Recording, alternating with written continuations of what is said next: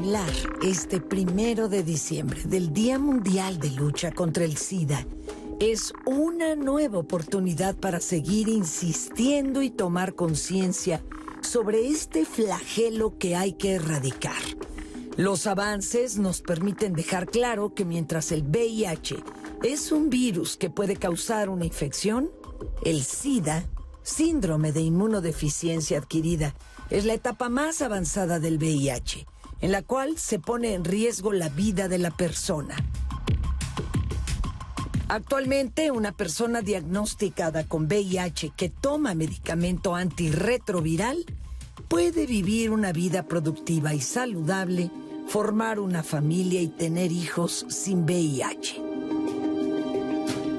40 años después del primer caso de VIH, se han modificado conceptos y percepciones asociadas a este virus, como el hecho de considerar que el riesgo de infectarse corresponde solamente a determinados grupos sociales, para entender que son ciertas prácticas y comportamientos lo que pone en peligro la vida de las personas.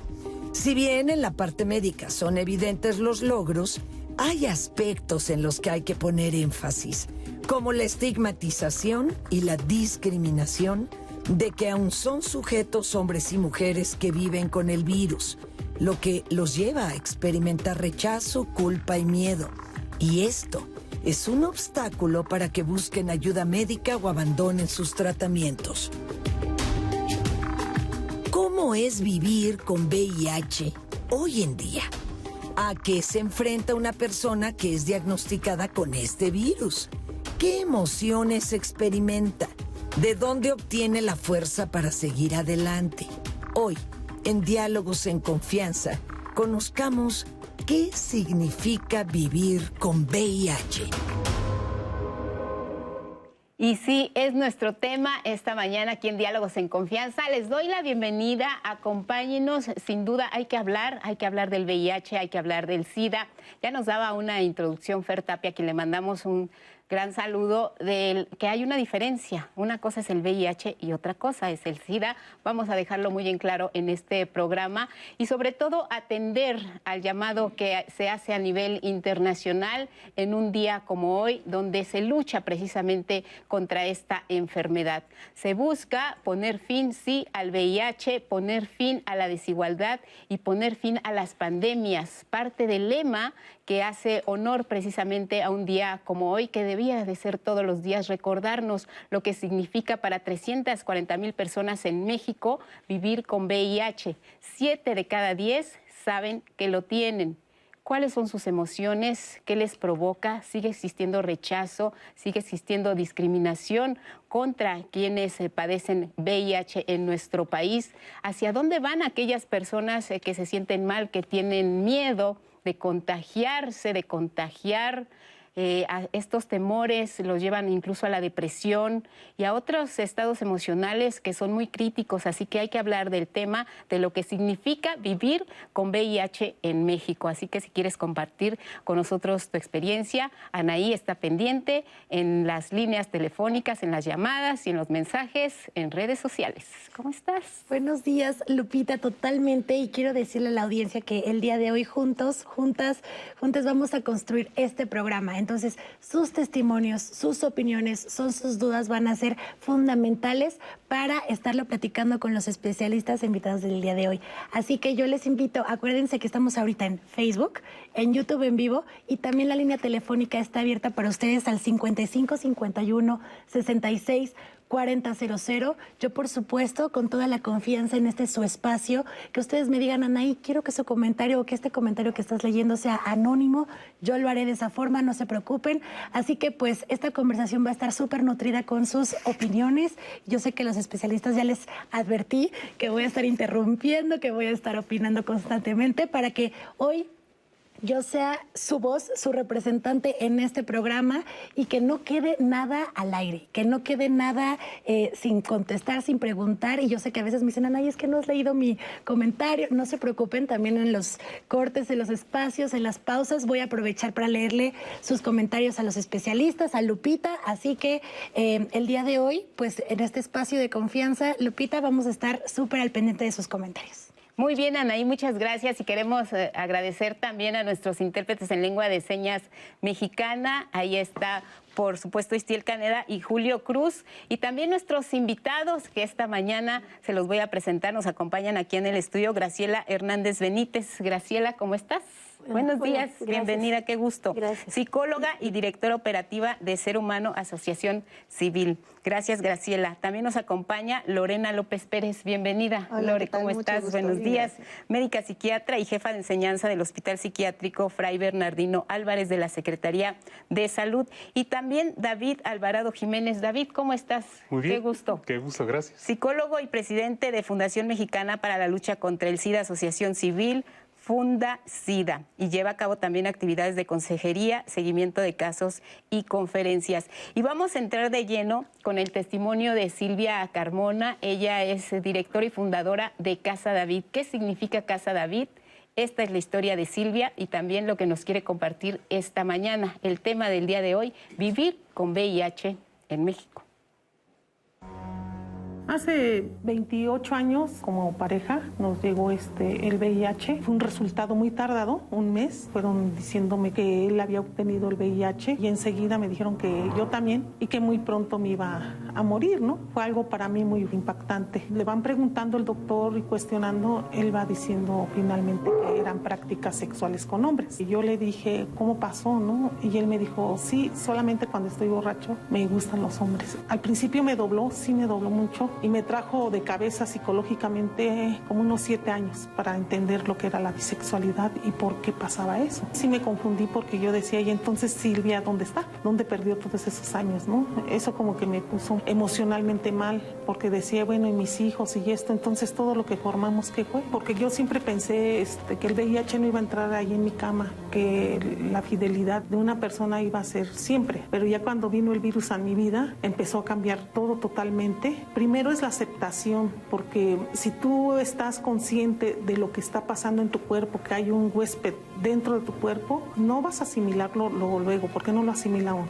A mí me tocó la época de que no había medicamentos y que tenía 3 hijos en la escuela, 3 niñitos que necesitaban comida, necesitaban escuela y todo eso. Entonces tenía que yo como mujer aprender a ver cómo discernir eso, que no fue muy fácil. Finalmente encontré personas como yo. En la misma clínica encontré un chico gay, que en paz descanse. Fue mi psicólogo, fue mi doctor, porque ningún doctor me enseñó y no aprendí. Con él aprendí lo que fue sexualidad y derivar lo que fue la vida. Le digo, es que sabes qué, que mi esposo es bisexual. Y ahí empecé a comprender un poquitito. Dice, eso no es tu problema. Tu problema es ver tu salud, ver a tus niños y adelante. Y cuando crezcan tus niños, igualmente enseñarles lo que es la sexualidad y hablar del tema. ¿Para qué? Para que no cometan los mismos errores que ustedes cometieron. Y así lo fui haciendo durante los años. Pues ahí tienen esta historia que nos pone muy en claro pues cuál es el panorama que se puede vivir en México con una persona que está contagiada de VIH. Y empecemos por ahí, si les parece, David. ¿Cuál es la diferencia entre VIH y SIDA? Hay que entender, el VIH, el virus de inmunodeficiencia humana, es el agente causal. Se describió más o menos hace 40 años que pues, era un agente que por alguna circunstancia llegaba al cuerpo, empezaba a causar estragos en el sistema de defensas de las personas y poco a poco lo iba dejando desprotegido ante otros padecimientos. Cuando efectivamente, como lo dice el testimonio, no había estos tratamientos, pues las personas llegaban a una fase de SIDA muy rápido, estamos hablando de meses o años, y a causa de ciertas enfermedades, principalmente respiratorias, algunas gástricas, llegaban a esta fase de SIDA y bueno, venía el deceso, ¿no? Hoy efectivamente hablamos de que una cosa es vivir con VIH, sí, que la persona por alguna circunstancia adquirió el virus, está dentro de su cuerpo y con un tratamiento adecuado puede tener una buena calidad de vida. Cuando por alguna circunstancia se abandona el tratamiento, no se toma tiempo, puede llegar a esta fase de SIDA, ¿no? Entonces, son dos, digamos, para nosotros, a nivel educativo, clínico, dos entidades diferentes que nos permiten diferenciar cuando alguien vive con VIH y cuando alguien ya desarrolla toda esta sintomatología. El VIH no es sinónimo de muerte, como muchas personas todavía creen.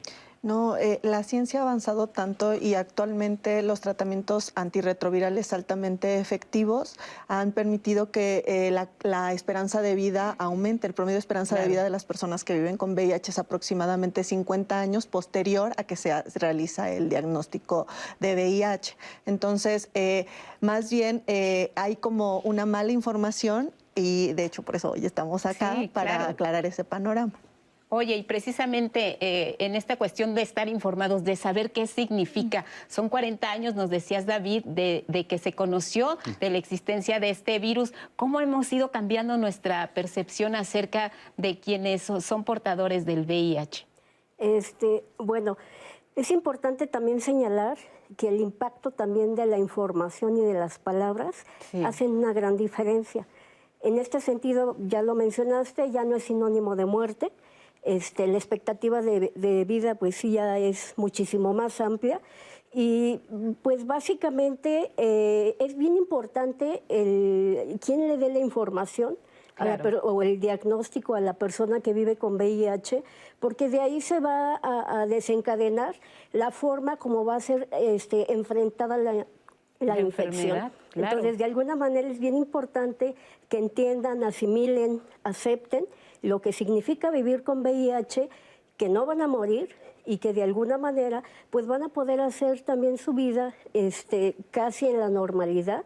Y sobre todo, algo bien importante es, por ejemplo, en la experiencia que tengo con pacientes adultos en fase terminal, pues era muy complicado, porque como decía David, no había medicamentos, entonces lo único que teníamos que esperar era ayudarles a bien morir.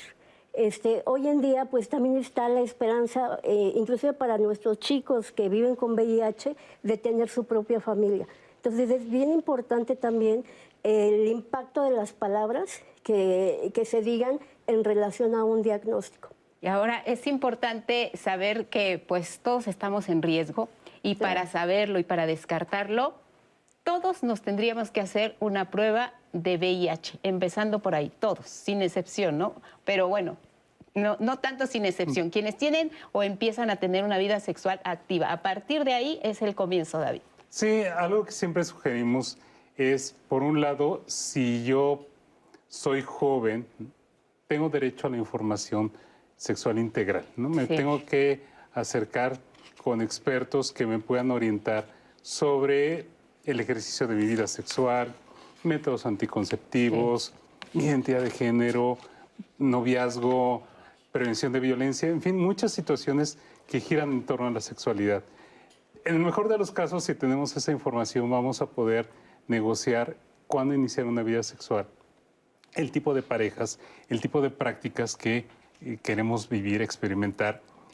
Y eso nos tendría que llevar al uso de algún método de prevención, principalmente el condón, ¿no?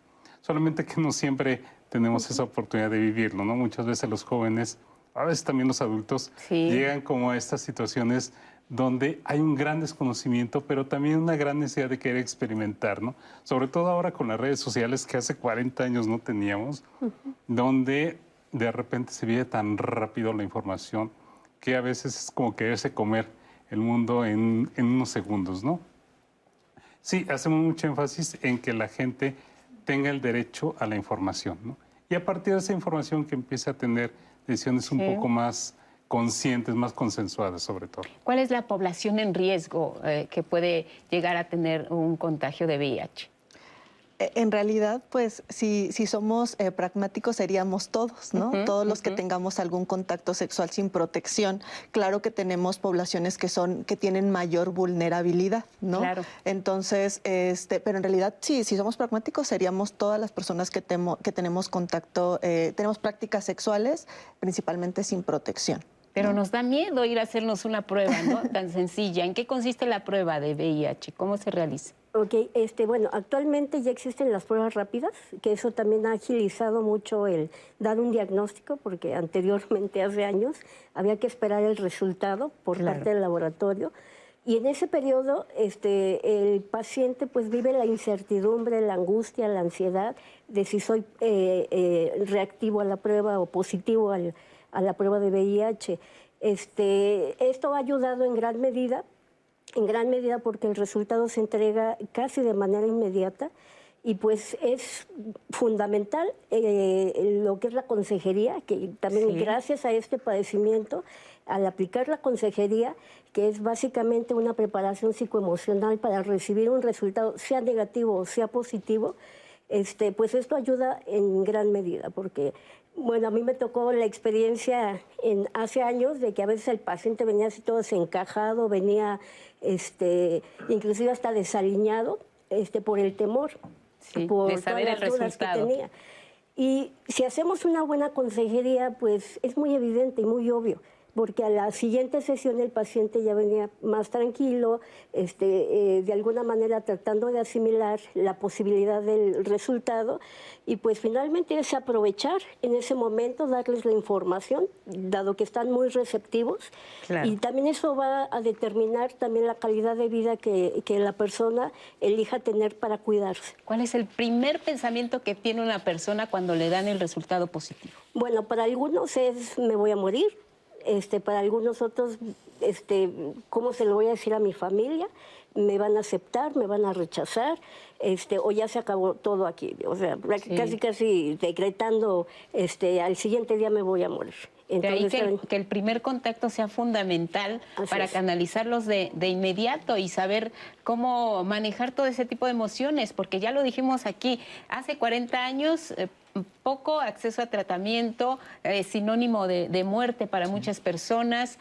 Ahora el panorama es distinto. Hay información, hay tratamientos, hay expectativas de vida. Entonces estamos hablando de un terreno muy diferente, pero emocionalmente siempre pega, ¿no, David? Sí, siempre pega. Algo que a mí me ha llamado mucho la atención en este trabajo de consejería es que jóvenes de menos de 25 años hacen las mismas preguntas de hace 40 años. ¿Ve?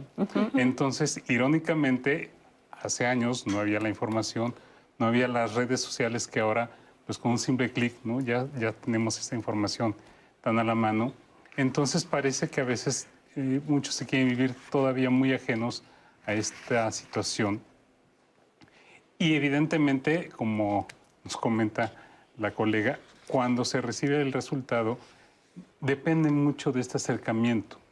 Cuando hacemos una consejería, como bien lo señalan, muy adecuada, nos adentramos en la realidad de esa persona. Tratamos de darle esta información acorde a su realidad.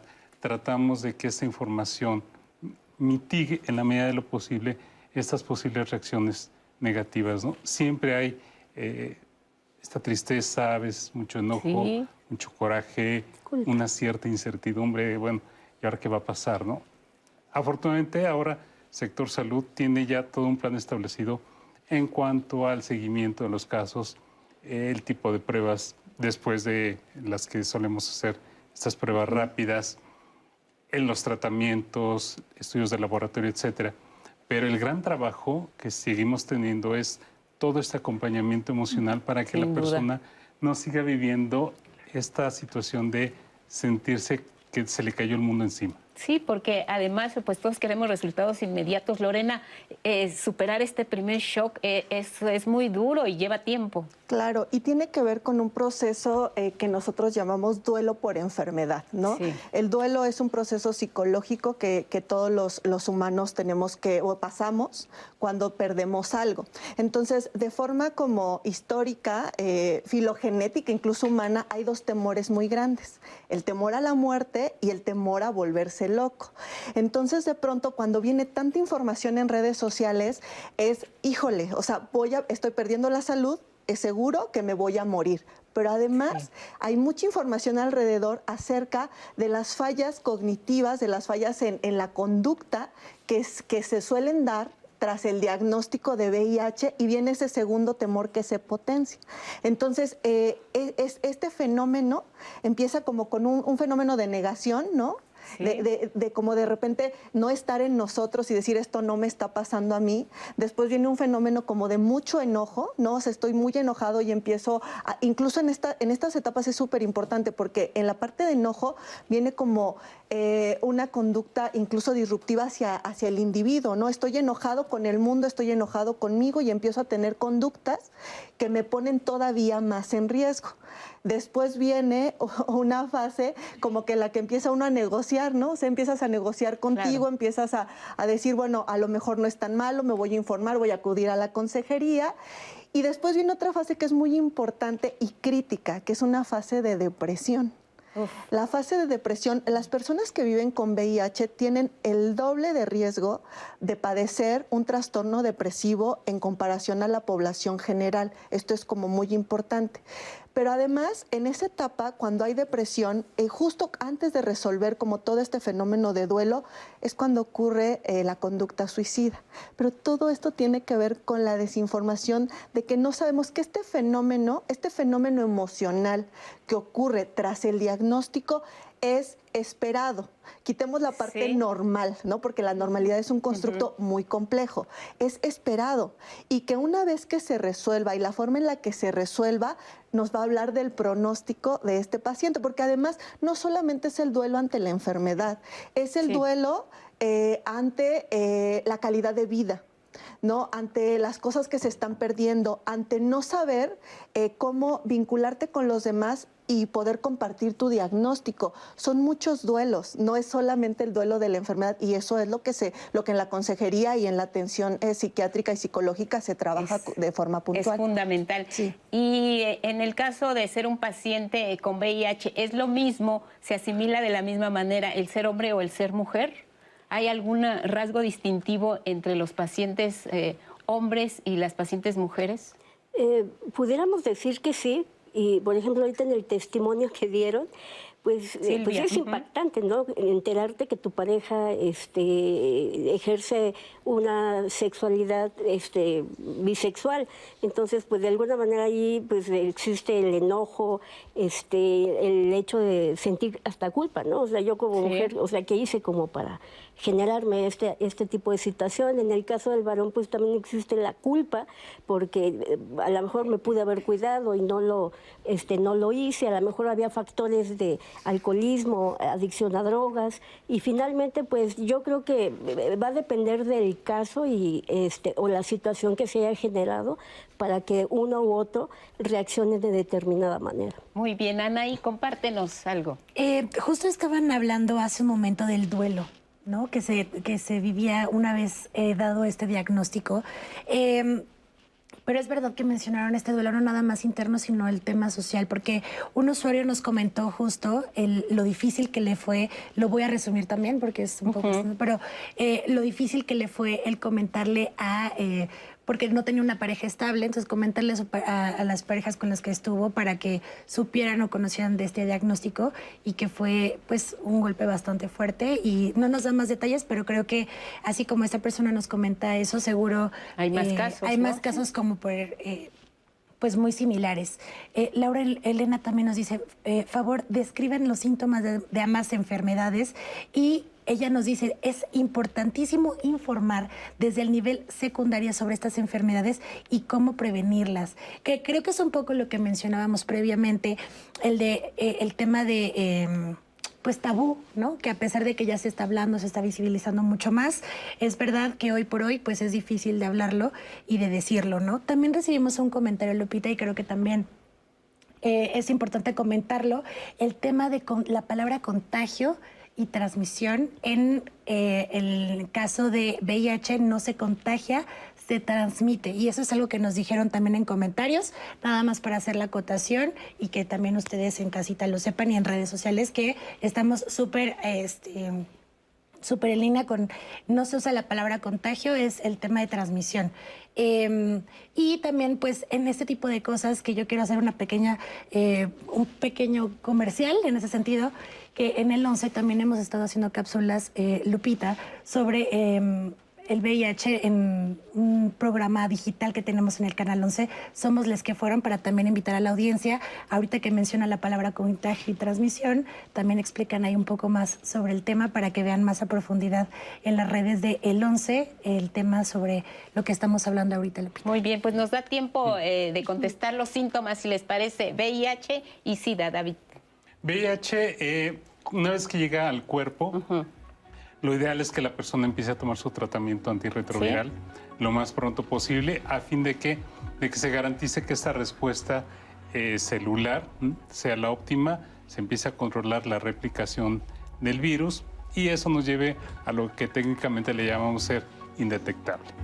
Es decir, en esta cuenta que se hace de la cantidad de copias virales en la muestra de sangre sea tan baja que no se alcanza a detectar, se habla de indetectabilidad. ¿Y cómo me siento si tengo VIH? ¿Me siento cansado? ¿Me duele la cabeza? No necesariamente hay síntomas, ¿no? Algunas personas llegan a presentar algo muy parecido a un cuadro febril, pero en realidad la gran mayoría de las personas adquieren el virus y no hay una respuesta tan inmediata. Nos vamos a la pausa y regresamos para seguir hablando qué significa vivir con VIH.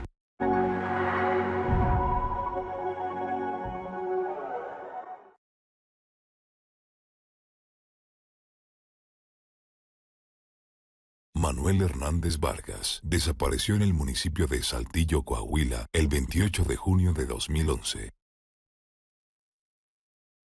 José Martín Morales Galván desapareció en el municipio de Piedras Negras, Coahuila, el 23 de febrero de 2012.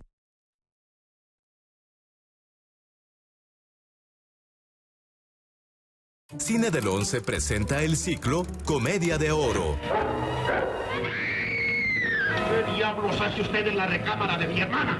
Pues entró por el perro, papá. Regresó casado. Pero ¿cómo es posible, don Luis? Es tu esposa. Cambiadita, pedazo de animal. Está usted guapísima. ¿De veras? Matrimonio y Mortaja, con Carmelita González y Rafael Valedón. Miércoles al mediodía. Mi hijo tiene hambre de gloria.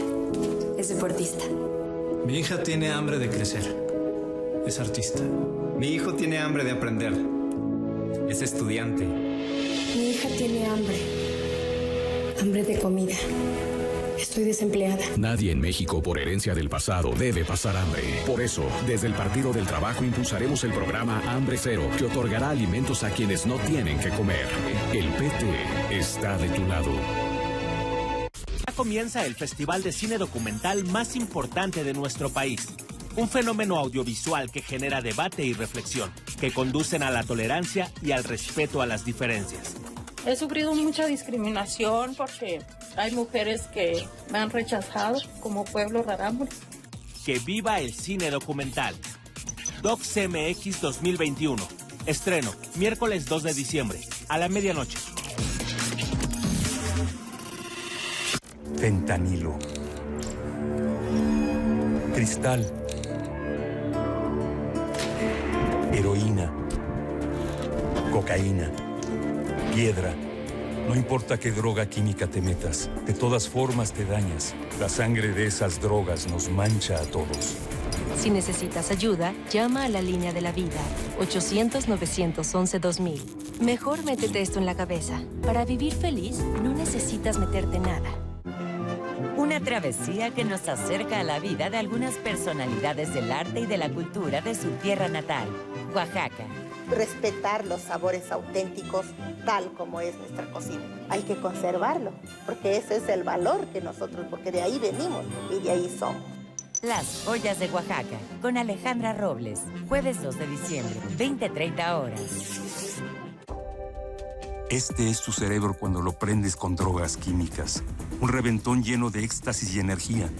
Pero después de la fiesta, tu cerebro sufre muerte neuronal. Pierdes capacidades y habilidades. Y hasta te quieres morir. Las drogas químicas apagan tus neuronas. Si te vas a prender, que sea sano y natural. Si necesitas ayuda, llama a la línea de la vida, 800-911-2000. Para vivir feliz, no necesitas meterte nada. Al piano, un brasileño cargado del legado musical de su país. Amante de la música mexicana. Tu cuerpo es una copia de Venus de Citeres. Tápame con tu remo. Su particular acento y su pasión por el romance te enamorarán en esta cita contigo. Domingo, 23 horas.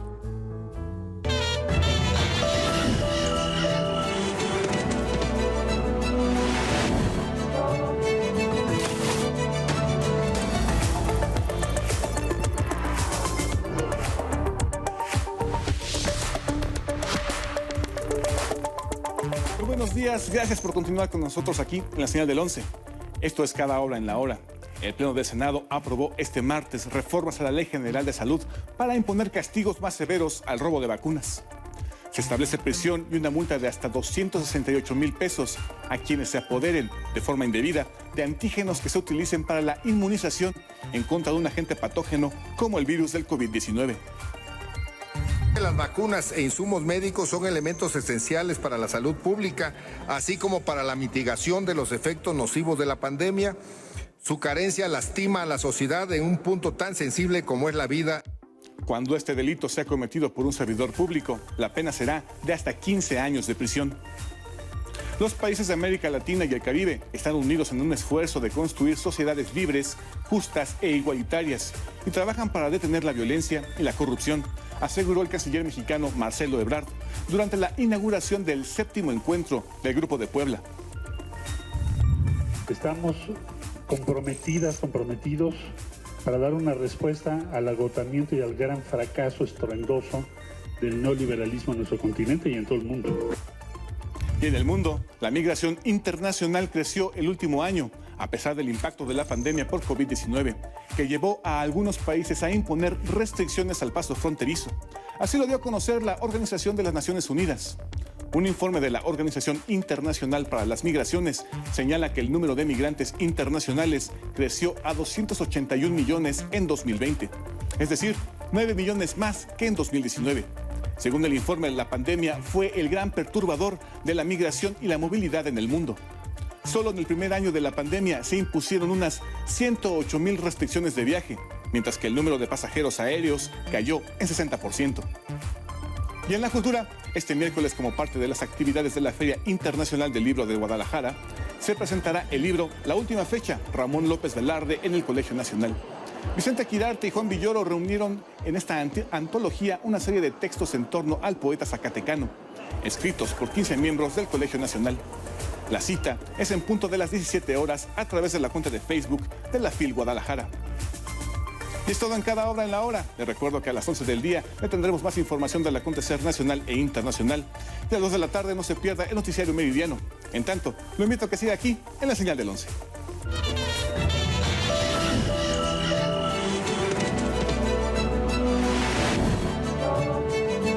Lo que me ha dado el Instituto Politécnico Nacional, ese camino por la vida, que me ha dado oportunidad para visitar varios países. Estoy en contacto con muchos de mis exalumnos que están en el extranjero. En la Complutense, por ejemplo, se ha sacado primero y segundo lugar a nivel de la universidad. Hay chicas que han estado en Canadá, todavía sin titularse para perfeccionar el idioma, y sin embargo allá obtuvieron el título en comercio internacional con los conocimientos que llevaban de aquí. Para mí es muy importante lo que ha aportado el Politécnico, del cual pues estoy muy orgullosa.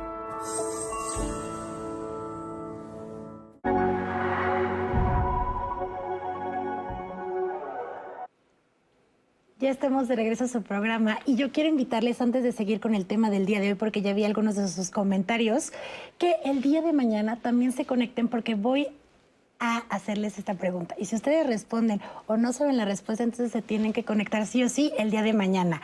¿Qué es y en qué consiste la reforma laboral? Bueno, les voy a dar una probadita. En el 2009 se promueve la democracia sindical y la defensa de los derechos de los trabajadores y trabajadoras mexicanos. Así que es una probadita, pero yo quiero decirles, si quieren saber más sobre el tema, conéctense el día de mañana. El programa es Democracia Sindical, eje de la reforma laboral. No se lo pierdan porque yo creo que nos interesa un poco a todos y a todos. Y quiero leerles este comentario que nos acaba de llegar mientras estaba leyéndoles esto, de Ale Yescas. Dice, muchas gracias por este espacio. Me parece un tema sumamente enriquecedor tanto para las personas que lo portan, tanto a las personas de su alrededor. Simplemente el estar informados nos ayuda a ir quitando un poquito de ignorancia en cada tema. Y es algo que tenemos muy arraigado, y hace rato mencionaba el tema de enfermedad, pero no es infección, y vamos a ir ahí cada uno trabajando como en estos términos que por supuesto tenemos que trabajar en la inclusión, en que mencionemos en todo sentido los términos correctos como lo debe de ser. Así que pues seguro este programa vamos a aprender muchísimo, así que yo les invito otra vez a que escriban sus comentarios, sus dudas, sus testimonios, todo, porque tenemos aquí a los especialistas que nos van a estar respondiendo todos sus comentarios. Así que acuérdense que la línea telefónica también está abierta. No hay ninguna forma, un mejor espacio que así que contáctese. Y hablando de testimonios, vamos a ver el siguiente de Luis Felipe, porque vamos a estar comentándolo ahorita con los especialistas. Yo recibí mi diagnóstico a los 17 años, justo en la adolescencia, en donde iniciaba mi vida sexual. Sin embargo, pues el mantenimiento emocional ha sido una de las principales razones que me mantienen no solo en vida, sino además ahora justo ayudando a más personas con el mismo diagnóstico. Este grupo profesional lo integraba no solamente médicos, también psiquiatras, psicóloga, enfermera, trabajadora social. Creo que gracias a ese grupo entendí que el significado de vivir con VIH no era que iba a morir inmediatamente, porque además cuando yo recibí el diagnóstico a estos 17 años, yo ya estaba creando mi funeral, ya lo estaba preparando. Y cuando me entero que existe vida después de un diagnóstico, fue gracias a este grupo de autoapoyo por estos profesionistas en el que nos educaron desde inicio a fin de qué era vivirse con VIH y todo lo que teníamos que aprender para vivir con calidad y por supuesto con suficiente tiempo de vida. Por supuesto que he vivido diferentes momentos de discriminación, por ejemplo, cuando recibí mi diagnóstico. También he vivido discriminación en los servicios, igual me tocó en el Seguro Social de Querétaro, cuando estaba hospitalizado. Antes se colocaba en la cabecera de la cama pues la palabra SIDA, y también en los expedientes, y eso provocaba por supuesto de inmediato reacciones muy discriminatorias del personal, pero también de gente que pasaba por ahí. Y los estigmas que existen justamente también dentro de las mismas familias. Sin embargo, también hay novedades positivas dentro de lo positivo, como es esto de ser indetectable igual a intransmisible. Eso ya nos muestra también otra visión totalmente distinta de quienes vivimos con VIH, y que debería de empezar a abonar, y eso ya lo está haciendo, empezar a abonar en esta reducción del estigma y la discriminación que hay hacia nosotros. Estigma y discriminación son dos palabras que se siguen viviendo aún después de 40 años de que se conoció del primer caso de VIH. ¿Por qué seguimos con estos estigmas, con esta discriminación? No solo a nivel social, sino por lo que nos cuenta Luis Felipe, también a nivel hospitalario, a nivel familiar, entre nuestro grupo de contacto inmediato. ¿Qué pasa ahí, David? Por desgracia, el estigma es un fenómeno social muy arraigado a nivel social. En nuestra cultura solemos poner apodos, muchas veces por la condición física. Entonces, desde el modo aparentemente más inocuo de un apodo hasta un franco estigma, asociar, por ejemplo, quien vive con VIH por una mala práctica sexual, porque es mala persona, etc. Sí. Empieza a haber una serie de descalificativos hacia la persona, cuando efectivamente, como decía la doctora, todos podemos ser susceptibles a adquirir esta infección.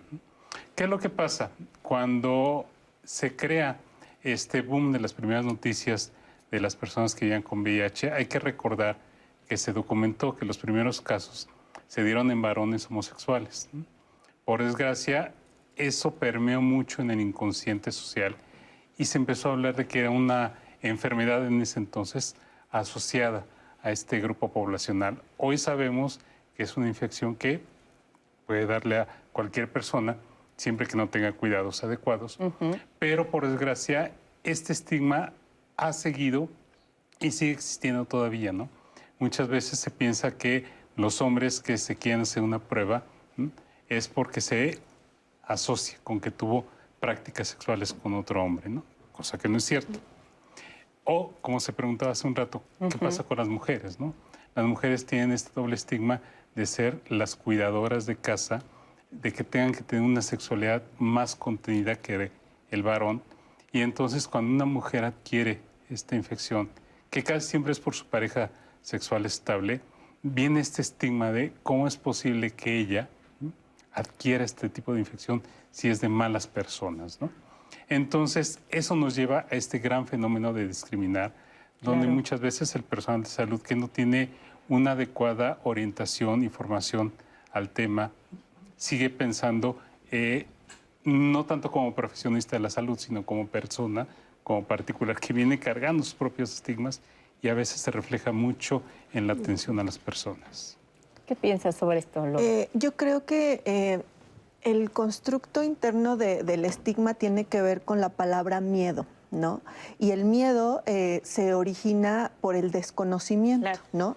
Entonces, yo lo que creo es que una de las estrategias que están encaminadas ahora para disminuir el estigma, para disminuir la discriminación, es que las intervenciones sean intersectoriales, ¿no? ¿Por qué? Porque tanto el personal médico, el personal de atención primaria, ¿no? De cualquier nivel de atención, el personal, la familia, los amigos, en los trabajos, hay un desconocimiento total de la forma en la que se transmite el virus, de cómo funciona, cómo funciona la transmisión, cómo funciona la enfermedad, cómo funciona el VIH. Entonces, una vez que nosotros informemos en todos los sectores, vamos a ayudar a que se elimine esta discriminación. Entonces, si entendemos que el temor es infundado, vamos a sumar mucho hacia que esto se disminuya, porque es una deuda pendiente, ¿no? O sea, hemos avanzado mucho, comentábamos hace un rato, hemos avanzado mucho en términos científicos, pero aún en las comunidades sigue habiendo mucha discriminación en la zona de origen, ¿no? Claro. Y entonces, ¿qué tiene que pasar? Que toda esta información no se tiene que quedar aquí. Tiene que bajar a la comunidad y de la comunidad construir, y a partir de entonces el conocimiento construye y elimina que las generaciones repliquen conocimientos implícitos o que fueron de voz en voz en la historia familiar o en la historia de las sociedades, pero tiene que ver con construir desde abajo, desde el nivel comunitario. Eso es muy importante. Porque además, por lo que nos platican, al estigma y a la discriminación, en este caso, que están asociados al VIH, también se suman otros factores: el género, la posición económica, a qué te dedicas. Hay otros factores que también influyen, ¿no? Para detonar más la discriminación y el estigma. Así es. Mira, nosotros tuvimos algunos casos en adultos que era impresionante, que a veces su pregunta era, ¿debo decírselo a mi familia? Sí. Y la respuesta es sí, pero primero asimílalo. Primero acéptalo, porque en esa medida pues te vas a presentar ante tu familia como una persona que va en camino a elevar su calidad de vida. O sea, no es lo mismo que vayas todo deprimido, triste. Se vale llorar, eso sí. Se vale que esas emociones las tengas, pero básicamente también la familia requiere ver que esta enfermedad no te vas a morir, y requiere ver también que no te va a sobreproteger, porque a veces también eso no ayuda en gran medida a la asimilación del diagnóstico. Y pues sí, hay dentro de los factores, pues sí tienen que ver con la cuestión de la orientación sexual, la situación de la comunidad, la ignorancia, y hemos tenido también casos en donde a lo mejor ya el paciente lo asimiló, pero a nivel social, cuando se insertan en su comunidad, ese rechazo. Y sí nos llegó a pasar que a veces ese paciente iba tan bien que por el rechazo social se deprimió y finalmente dejó su tratamiento, y finalmente también pues lo que no queríamos, llegar a la muerte. Exactamente, a eso iba. Esto también está impidiendo este rechazo y esta discriminación, estos estigmas, impiden que a veces las personas pues sigan adelante con sus tratamientos, que es fundamental para tener una calidad de vida, un nivel en el que ellos se puedan sentir como el resto de la población, que también lo pueden hacer, lo pueden tener. Su vida sexual también no se tiene que ver interrumpida. Hay muchos factores que por esta discriminación que se vive siguen pesando mucho en el ánimo de las personas que tienen VIH, ¿no? Sí. Si me permites también comentarte una experiencia, nosotros también trabajamos con chicos que viven con VIH, la transmisión fue perinatal o vertical, y de pronto un día una de nuestras chicas en una dinámica escolar les preguntaron ¿cuál es tu mayor secreto? Entonces ella se arriesgó a decir pues vivo con VIH. Entonces la persona que recopiló esa información no supo manejar la revelación de la chica. Y de pronto al siguiente día ya teníamos al director, subdirector, así como, a ver, explíquenos por qué no nos habían dicho que la chica tiene VIH, qué tal si se lo contagia, la palabra que no deberíamos utilizar. Claro. ¿Qué tal si aquí... Y digámoslo así en palabras llanas, comunes y corrientes, no se te va a pegar, Así es. porque la gente tiene miedo, ay, me lo va a pegar. Así es. No, esto no funciona de esa manera, ¿no? Finalmente, desde la experiencia de los chicos, de pronto ellos se preguntan, bueno, ¿lo debo o no decir? Y sí se han arriesgado a decirlo a sus compañeros íntimos, a sus, como dicen, sus mejores amigos. Sí se han arriesgado. Afortunadamente han tenido la aceptación, pero otros prefieren mejor reservarse. Inclusive a veces hasta nos decían a nosotros, no digas que vivo en casa hogar, sobre todo menos que allá tienen con VIH, y pues respetábamos también esa situación, pero finalmente cuando la gente no está preparada, sigue la ignorancia, tiene el miedo, lo hace que rechace. Y precisamente para quitarnos ya esa idea, ¿cómo se transmite el VIH? Bueno, son 3 mecanismos de transmisión. Es la vía sexual, que es a través de relaciones sexuales sin protección. Aquí no tiene nada que ver la orientación sexual, o sea, le puede dar a cualquiera, independientemente. Aquí el tema básico es la no protección. El segundo mecanismo es la transmisión perinatal o materno-fetal, es decir, una mamá portadora de VIH se lo va a transmitir a su bebé. Actualmente se ha logrado reducir esta situación y, como lo dijimos anteriormente, hasta una chica que viva con VIH que sea indetectable va a ser intransmisible.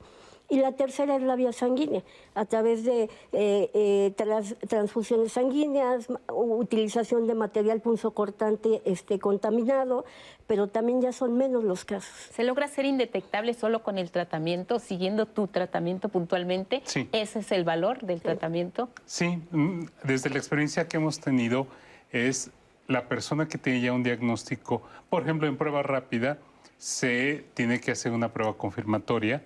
Una vez que se tiene una confirmatoria ya positiva, se le hace en el mejor de los casos carga viral y CD4.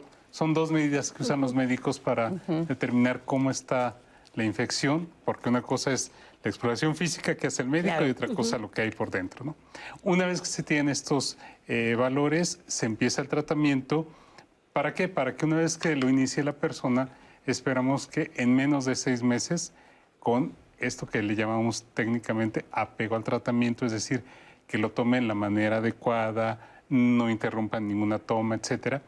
En menos de 6 meses ya sea indetectable y eso nos está hablando de que su respuesta inmunitaria o de defensa está tan óptima que puede mantener esta calidad de vida. Oye, y me imagino que también emocionalmente, pues es un bálsamo al corazón, al alma, el ser precisamente indetectable, ¿no? Claro, sí, una vez que ellos ya hacen la asociación, porque hay mucha información, una vez que las personas reciben el diagnóstico, es una vorágine de información que también tienen que aprender a procesar, saber filtrar que sí tiene razón, que no, que son cosas que son mitos, que no hay validez, porque muchas cosas de las que están en redes sociales se construyen también a través del estigma. Claro. Entonces, una de las características de la consejería es saber filtrar cuál es la información válida, cuál es la información que suma. Y una vez que haces la asociación entre indetectable, intransmisible, o sea, hay un respiro. Pero hay otra cosa como muy importante que quería retomar de hace un rato. La adherencia terapéutica es el estándar para que nosotros mantengamos de alguna forma o lleguemos al control de la pandemia, ¿no? O sea, Y la sociedad, el estigma, a veces hace que estos pacientes entren en depresión. Al entrar en depresión, estos pacientes tienen mayor riesgo de consumo de sustancias, de cualquier sustancia, principalmente de alcohol, ¿no? Que tengan riesgo de suicidio y que empiecen a tener prácticas sexuales de riesgo, lo que impide que ellos se adhieran adecuadamente al tratamiento y empieza otra vez el círculo vicioso. Entonces, insisto en la relevancia de que la comunidad se informe, que deje de lado como los conocimientos que creemos que ya tenemos asumidos y que empecemos a construir desde el conocimiento real, desde el conocimiento centrado en el individuo, ¿no? Es importante saber qué pasa con esta persona, cuál es el valor que le da al tener el diagnóstico, a su enfermedad, a la familia, a lo que significa tener un diagnóstico que no está socialmente aceptado y cuál es el valor que él le da. Y a partir del valor que le da y que la sociedad funcione como un mecanismo de soporte, a largo plazo, en muchos años, en el 2030, que es el plan de la OMS, vamos a tener el control de la pandemia como se espera. Pero el constructo está entre la sociedad, que la sociedad comprenda que lo que nosotros hacemos como sociedad sí impacta en lo individual. Claro, no lleguemos tarde a esto. Beatriz es el caso de una persona que está recibiendo tratamiento, tiene 20 años viviendo con VIH y nos comparte su testimonio. Tengo 20 años con el VIH. El primer día en que me diagnosticaron fue por mi pareja, mi esposo. Fue como una sorpresa muy fuerte. Perdí la noción del tiempo, no supe nada. O sea, lo único que yo quería caminar y me puse a llorar y no pensé en nadie más que en mis hijos. Cuando el doctor le diagnosticó, me dijo, señora, dice, pues si su marido no quiere llevar el tratamiento, pues por mucho le doy, que será medio año, y eso ya es mucho lo que le doy a su marido, porque él no quiere nada. Entonces usted decida. No, le digo, pues es su decisión de él, yo voy a seguir adelante, yo voy a tomar mi tratamiento y voy a continuar. Yo tengo por quién vivir, y si él no lo quiere vivir, ni modo. Mis padres pues sí me apoyaron. Ellos desde el primer momento en que les di la noticia me dijeron, pues échale ganas, tienes por quién vivir y aquí estás con nosotros, cuentas con nosotros. En cuestión de mis hermanas, unas sí me siguieron apoyando, pero otras no. Principalmente una no me dejaba entrar ni al baño, me decía que yo era una acidosa, y cuando me veía pasar se hacía a un lado, hasta se sacudía porque decía que yo la iba a contagiar. Insultaba también a mis hijas y les decía que a lo mejor ellas también estaban acidosas. Anteriormente pues yo decía, me voy a morir, si él ya se fue, ya se murió, pues yo también ya me voy a morir, pero pues ahora sí que me ayudaron porque me dijeron, mientras que tú tomes el medicamento, no lo dejes de tomar y todo, vas a estar bien. Y cada 6 meses me mandan a hacerme la carga viral del CD4 y CD8 y hasta ahorita he salido negativa. Eso quiere decir que estoy controlando el virus, aunque como aunque ustedes lo tengan, mientras que no dejen de tomar su medicamento, está dormido. Ahorita estoy indetectable. Pues recibir el diagnóstico, si eres monógamo, todavía puede resultar más duro para ti, porque estamos hablando y pisando terrenos que ya se relacionan con la infidelidad, ¿no? Eso es muy duro, muy difícil. Sí, de hecho, de por sí el tema es tabú, al igual que la sexualidad, y de pronto pues también ha venido a que nos obligue a hablar de vida, de muerte, de sexualidad. Entonces, en ese sentido, la sexualidad es muy complejo, es demasiado complejo, y finalmente también tenemos ciertos constructos a nivel de conceptos de sexualidad, y generalmente también las personas a veces también llegan con esa desinformación. Entonces aquí también es fundamental la educación en relación a cómo seguirse protegiendo aún viviendo con VIH, porque hay que evitar una reinfección. Y sobre todo educar, inclusive también a chicos que también que nacieron con VIH, es enseñarles, reeducarles, para que también finalmente adopten estas medidas de prevención, sabiendo que tienen VIH, pero también sabiendo que se tienen que cuidar primero ellos, o sea, más que al otro, primero ellos. Una persona como Beatriz, que nos comparte su testimonio y nos habla de cómo ocurrió precisamente la transmisión del VIH en su caso particular, quiere después rehacer su vida, puede ser o no el caso. Estás en esa disyuntiva. lo que nos preguntaban hace un rato, Anaí, ¿cómo le digo a mi pareja o a la persona con la que tengo la intención de establecer una relación que tengo VIH? ¿Cómo le hacemos ahí en este caso? Hay que decirlo, de entrada hay que decirlo, pero ¿cómo le entramos al terreno? Algo que nos ha ayudado mucho es trabajar primero con la persona, como lo decía hace un rato, adentrarnos un poco en su realidad, en su contexto, cuáles son esas redes sociales de apoyo con las que cuenta o no, quiénes son esas personas aliadas en su vida. Y una vez que, como efectivamente lo dice la doctora, vamos haciendo esta construcción de esta nueva condición de vida, la persona tiene que hacer este ejercicio muy a su interior en qué modificaciones tiene que hacer, qué es lo nuevo que tiene que aprender, qué es lo que tiene que aprender también a soltar. Y una vez que va haciendo este ejercicio, puede irse ayudando de estas personas aliadas. En algunas ocasiones se busca el apoyo, por ejemplo, de las parejas, de los amigos, de la familia, para que esto vaya robusteciendo mucho ya el que la persona empiece a asimilar de una manera mucho más efectiva esta nueva condición de vida, ¿no? Lo importante es que no se viva en la soledad, lo importante es que no se viva desde la culpa, que no se viva desde la situación de pensar en que le fallé a mi familia, le fallé a mi pareja, hice algo malo. No, todo eso no ayuda. El acompañamiento terapéutico, la educación de pares, es decir, de personas que viven con VIH, pueden compartir un poco su experiencia, siempre ayuda mucho porque eso va fortaleciendo mucho a las personas, puede ir ayudando a que desde la parte terapéutica se empiece a trabajar todo el miedo, toda esta cuestión de cómo voy a asimilarlo y en su momento, cuando tenga yo oportunidad de compartirlo, ¿qué espero de la persona a la que se lo voy a decir? ¿no? Claro. Porque eso es muy importante, ¿no?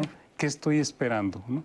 Si yo le digo a alguien, ese alguien quién es mi mamá, es mi pareja, es mi jefe, es un compañero de trabajo. Hay que estar preparado para esos escenarios, ¿no? Sí. Siempre tratando de pensar en qué podemos tener desde la buena aceptación, ¿no? De, ok, ¿cómo estás? ¿Estás en tratamiento? Qué bueno que me lo dices. Hasta alguien que diga, caray, no lo esperaba y me puedo dar un tiempo, ¿no? Aún siendo parte de tu familia. Sí. El apoyo emocional es fundamental y tenemos la siguiente cápsula. Pues es muy importante el acompañamiento psicológico. ¿Por qué? Porque de alguna manera la mayor parte de la gente desconoce qué es el VIH. Que cuando la persona ya se sabe como portadora, saber que no es una enfermedad que propiamente llame a la muerte, sabemos que es una situación crónico-degenerativa. La contención es darle obviamente ese factor tranquilizador, y esos condicionamientos esperanzadores que hacen que la persona se dé cuenta que no va a morir. También lo que se hace es hablar con los familiares. Lo que yo siempre les he dicho, entre más información tengan del VIH, menor temor va a ser. Obviamente existen temores, existen interrogantes que a lo mejor en un primer momento no se sabe. Entonces sí es muy importante darle la información clara para después darle el acompañamiento correspondiente. A veces puede haber una situación de negación, ¿no? Es decir, pues ¿sabes qué? No me está pasando, no es a mí, no soy yo. Entonces obviamente vienen en esos procesos también la situación de reconciliación. Ok, acepto que tengo VIH, pero dame chance de esto, ¿no? O sea, esas etapas del duelo que vamos conociendo, pero no siempre en VIH se sitúan de esa manera. Y nosotros tenemos que ser bien puntuales en visualizar en qué etapa está. ¿Por qué? Porque de esa manera podemos sacar a la persona adelante. Generalmente lo que se trabaja o lo que yo trabajo con ellos es rescatar esas partes que tienen un poco dormidas, ¿no? Pensando que únicamente ellos, siendo VIH, la vida se acaba, cuando en realidad no, es agarrar las potencialidades y saber que realmente ellos tienen más vida que eso, ¿no? Entonces es como rescatar esa parte para poder saber y poder hacer que las personas se conozcan a sí mismas y busquen más esa parte que son y que realmente a lo mejor no habían visto, no habían explotado desde antes ser portadores de VIH. esta cápsula es fundamental porque creo que varios de los testimonios que hemos recibido y hemos visto nos dicen de la importancia del acompañamiento emocional, Lupita. Y mencionábamos ahorita esta parte de decírselo a nuestros familiares, el compartirlo. Y tenemos este testimonio en Facebook que creo que es muy valioso. Vivo con VIH hace 9 años. Algo que estoy hace pues 2 días de tratar con las personas con las que estoy viviendo es porque tenemos esta idea de que tenemos que confesar nuestro estatus. La confesión se tiene de un pecador o de un criminal, nos pone este hombre. Nosotros no somos ni uno ni el otro. Y la otra persona no es ni detective ni un sacerdote. Obviamente, ese concepto nos lleva a buscar la aceptación y la aprobación del otro. Nada de eso. Lo que hacemos es compartir un dato de nuestra intimidad porque la otra persona es importante para nosotros y porque creemos que esa persona es digna de nuestra confianza. Ahí cambian las cosas y la responsabilidad de no traicionar nuestra confianza queda en manos de la otra persona. Claro, tendríamos que partir desde un punto de fuerza y empoderamiento interno y de trabajar nuestros propios miedos, desinformación y VIH-fobia, nos comenta Ernesto a través de Facebook. Entonces yo creo que engloba perfecto lo que acabamos de ver y platicar con los especialistas. Y ya estamos a nada de una pausa, pero antes quiero dejarle a los especialistas una duda que nos llega a través de llamadas. ¿Dónde se puede hacer la prueba gratuita del VIH? Tenemos 20. Sí, en Clínica Especializada Condesa, hay 2, tanto en Condesa como en Iztapalapa, eso es hay habitualmente y la población ¿Es gratuita? abierta. Es totalmente gratuita. ¿Y también en los centros de salud tendría que estar disponible la prueba? Tendría que estar, no está en todos, pero en hospitales de segundo nivel, en todos los hospitales generales, sí está la prueba. Muy bien, una pausa.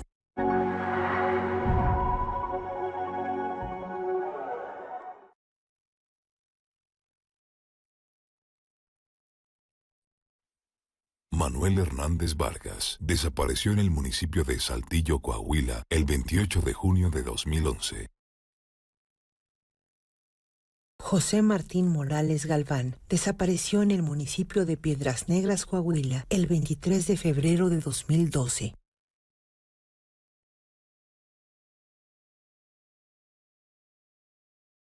Fentanilo,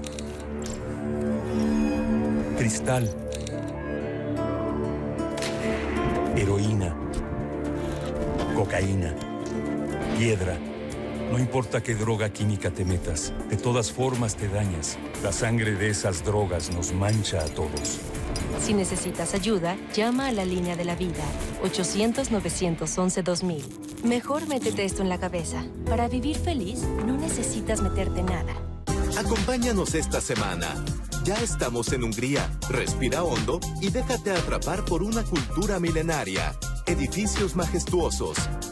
El Gran Museo de Bellas Artes. Una inmensa sinagoga. Paisajes de película. Un rincón para comer que te volará la cabeza. Aquí vas a encontrar de todo Hungría. De lunes a jueves, 18:30 horas. Clasificación A. Contenido apto para todo público.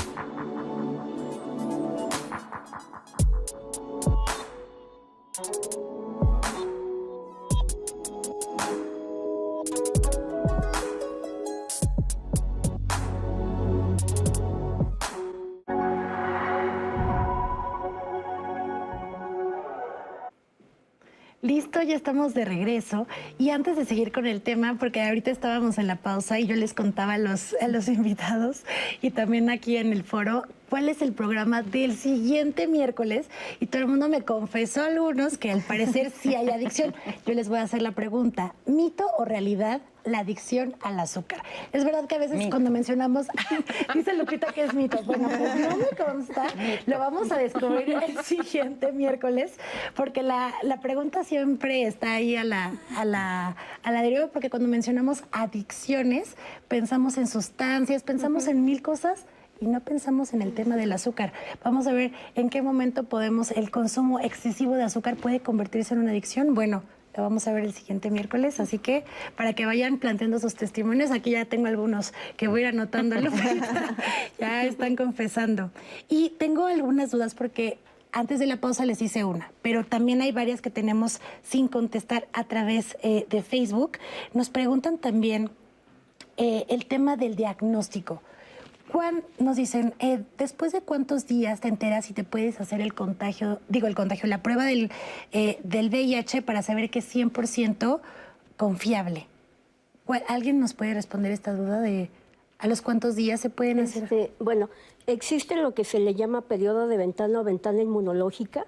A partir de, por ejemplo, tengo una práctica, no hubo protección, y el lunes yo me quiero hacer la prueba. No es buena idea. Hay que esperar esa ventana inmunológica, que básicamente es el tiempo que transcurre para que se generen los suficientes anticuerpos para que sean detectados en una prueba. Estamos hablando de 3 meses aproximadamente. Dos meses, 3 meses, hacerme la prueba, porque si lo hago el lunes sería un falso negativo. Entonces, si lo hago posteriormente, pues ya voy como con el tiempo adecuado para poder hacérmela. Muy bien. Otra duda, ¿podría decirse que una persona con VIH indetectable puede donar sangre? La OMS no lo recomienda. Una vez que alguien ha tenido por lo menos una prueba positiva para VIH, no se recomienda la donación. Ok, muchas gracias. Otro testimonio que lo recibimos cuando estábamos hablando del tema de discriminación. Dice, buen día, hace 25 años saber que tenías VIH era pecado, el más grande. Cuando eres contagiado por una transfusión de sangre y cuando tenía 14 años, pues ¿qué haces? Y más en este tiempo tenías que pelear por las enfermeras para que te ayudaran a cambiar una sábana o hacerlo como un familiar porque ellos no querían ni acercarse. Todo esto es muy desgastante. Y a pesar de que tu familia murió por esta enfermedad, pues sigue sumando el tema de discriminación y afecta mucho emocionalmente. Aquí nos los comentan este testimonio y vamos a ver otro más de Fernando Arias, para que lo comentemos ahorita. Este testimonio y el de Fernando con los especialistas. Yo nací con VIH, mi mamá, en paz descanse, nada más me tuvo 6 meses con ella. Anduve yo en un albergue desde recién nacido hasta los 18. Sí me sentía un poco solo, en sentido de que casi no nos daban explicaciones de cómo se vivía con VIH. Hubo un tiempo en que sí me enfermé muy fuerte. Casi estuve a punto de fallecer. No tomaba los medicamentos a mi cierta hora o a veces ni me los quería tomar, me los tenían que dar en la boca. A veces sí les llegaba a decir allá que si había un familiar todavía vivo, pues no me daban explicación porque decían que cuando tu familia te deja es para que ya no preguntes por ellos, pero yo a cada rato preguntaba por ellos. Hubo un tiempo en que me fui con ellos. Llegaba en un momento que me criticaban por el parecido a mi padre y de que iba a ser igual que él y yo les decía, nunca tienen que juzgar a una persona por su parecido a su familiar. No me gustaba la forma en la que me las decían. Llegaba un punto en que se me enojaba y me iba a dar una vuelta o con otro familiar. Vivir con VIH no es sinónimo de morir, sino que es sinónimo de fuerza, estabilidad y tratar de seguir y no pensar en la muerte. Pues ahí están los testimonios de personas que viven con VIH y hacen su vida normal, siguiendo sus tratamientos, tratando de apegarse a lo que les marca la norma precisamente en no dejarlos, en no abandonarlos. Y el resultado son testimonios como estos. Y quisiéramos escuchar todavía mucho más. Pero si nos cuesta todavía trabajo hablar del tema, aceptar la situación del VIH en una ciudad como esta, donde seguramente se presentan la mayoría de casos por el nivel de desarrollo que tiene la capital del país, ¿qué hay de lo que se vive en otras partes de la República Mexicana? ¿Cómo se vive el VIH en otros estados? Me imagino también las regiones donde hay mayor marginación, hay más pobreza. ¿Cómo se vive el VIH?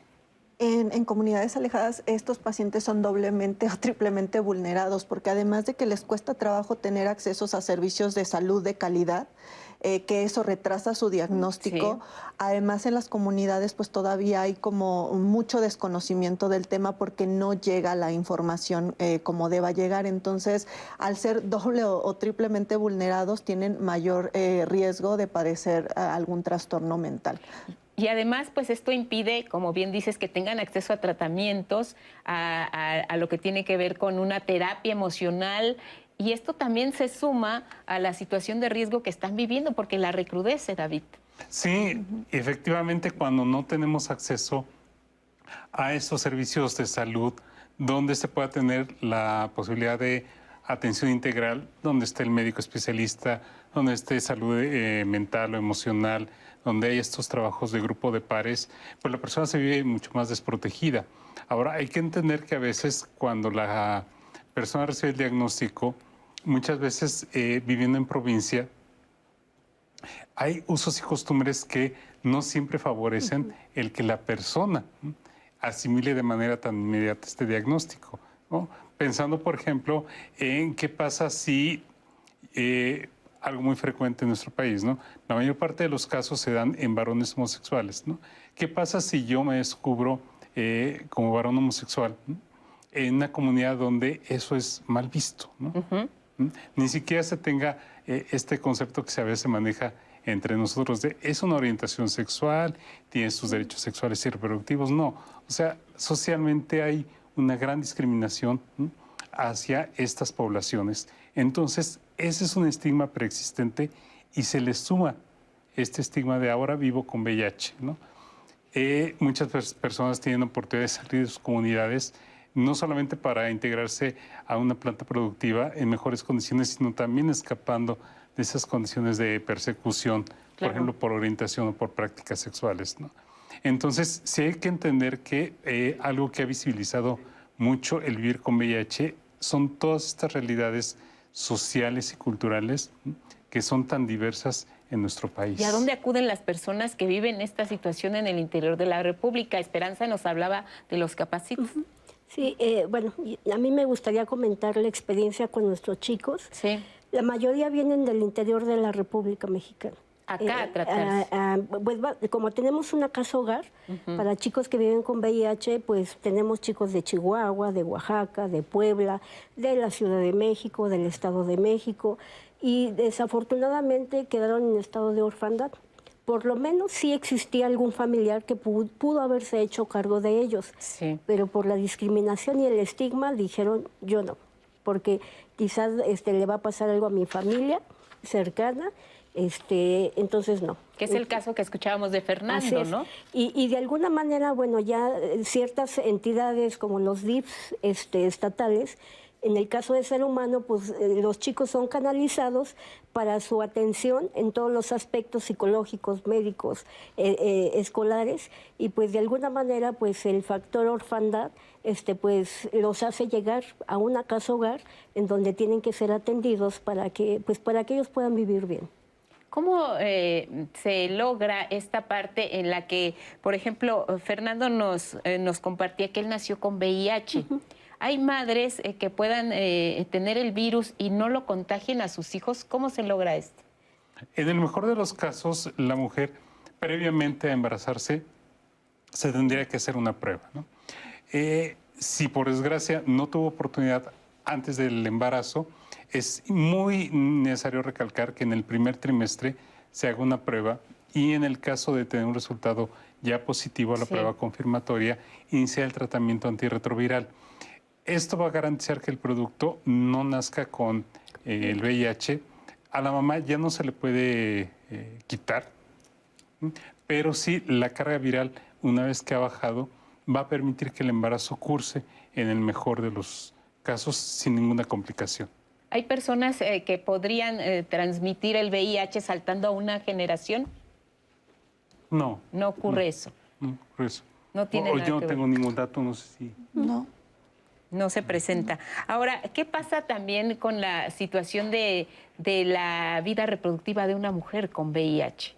Ellas han expresado el deseo de seguir manteniendo relaciones sexuales, de encontrar una nueva pareja, o definitivamente se cierran a esta posibilidad y eso también contribuye a que su padecimiento se agudice. En un principio, lo frecuente es que se cierren, ¿no? Se cierren como en su mundo, y precisamente el trabajo terapéutico y de acompañamiento es que la sexualidad se tiene que vivir como se vivía previo a la transmisión, ¿no? O sea, eso es algo que no tiene que cambiar.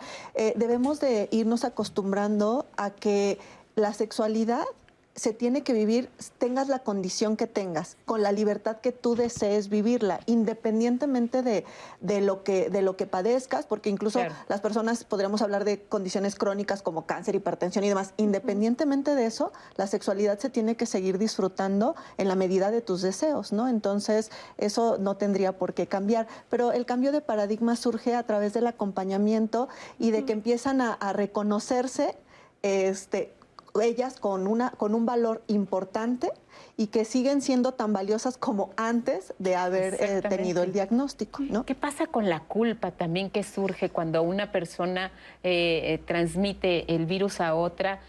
¿Qué se hace con esa carga emocional tan terrible que te puede representar la culpa? Pues es el trabajo, el acompañamiento psicológico, psicoemocional, porque de alguna manera a veces la culpa te lleva en automático al dolor, tanto físico como emocional. Entonces es mucho trabajo, horas en el consultorio, donde también el paciente quite esas situaciones para que de alguna manera aprenda a vivir con VIH sin culpa, sin miedo, sin remordimiento, ejerciendo su sexualidad y pues eso, básicamente, acompañamiento siempre.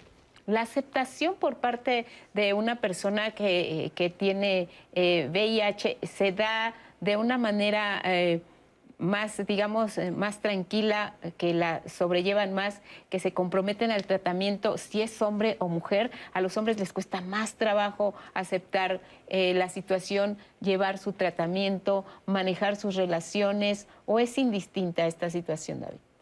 A veces sí puede influir un poco esta perspectiva de género.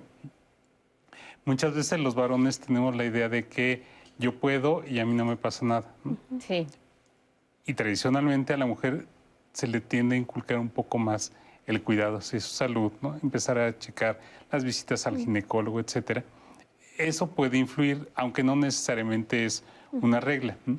Lo que sí hemos visto, y a propósito de lo que comentaba Lorena, ¿qué es lo que sucede cuando un varón tiene un diagnóstico de VIH? Hay que trabajar mucho también este proceso de aceptación, porque algo que se nos inculca es esta idea de ser proveedores, ¿no?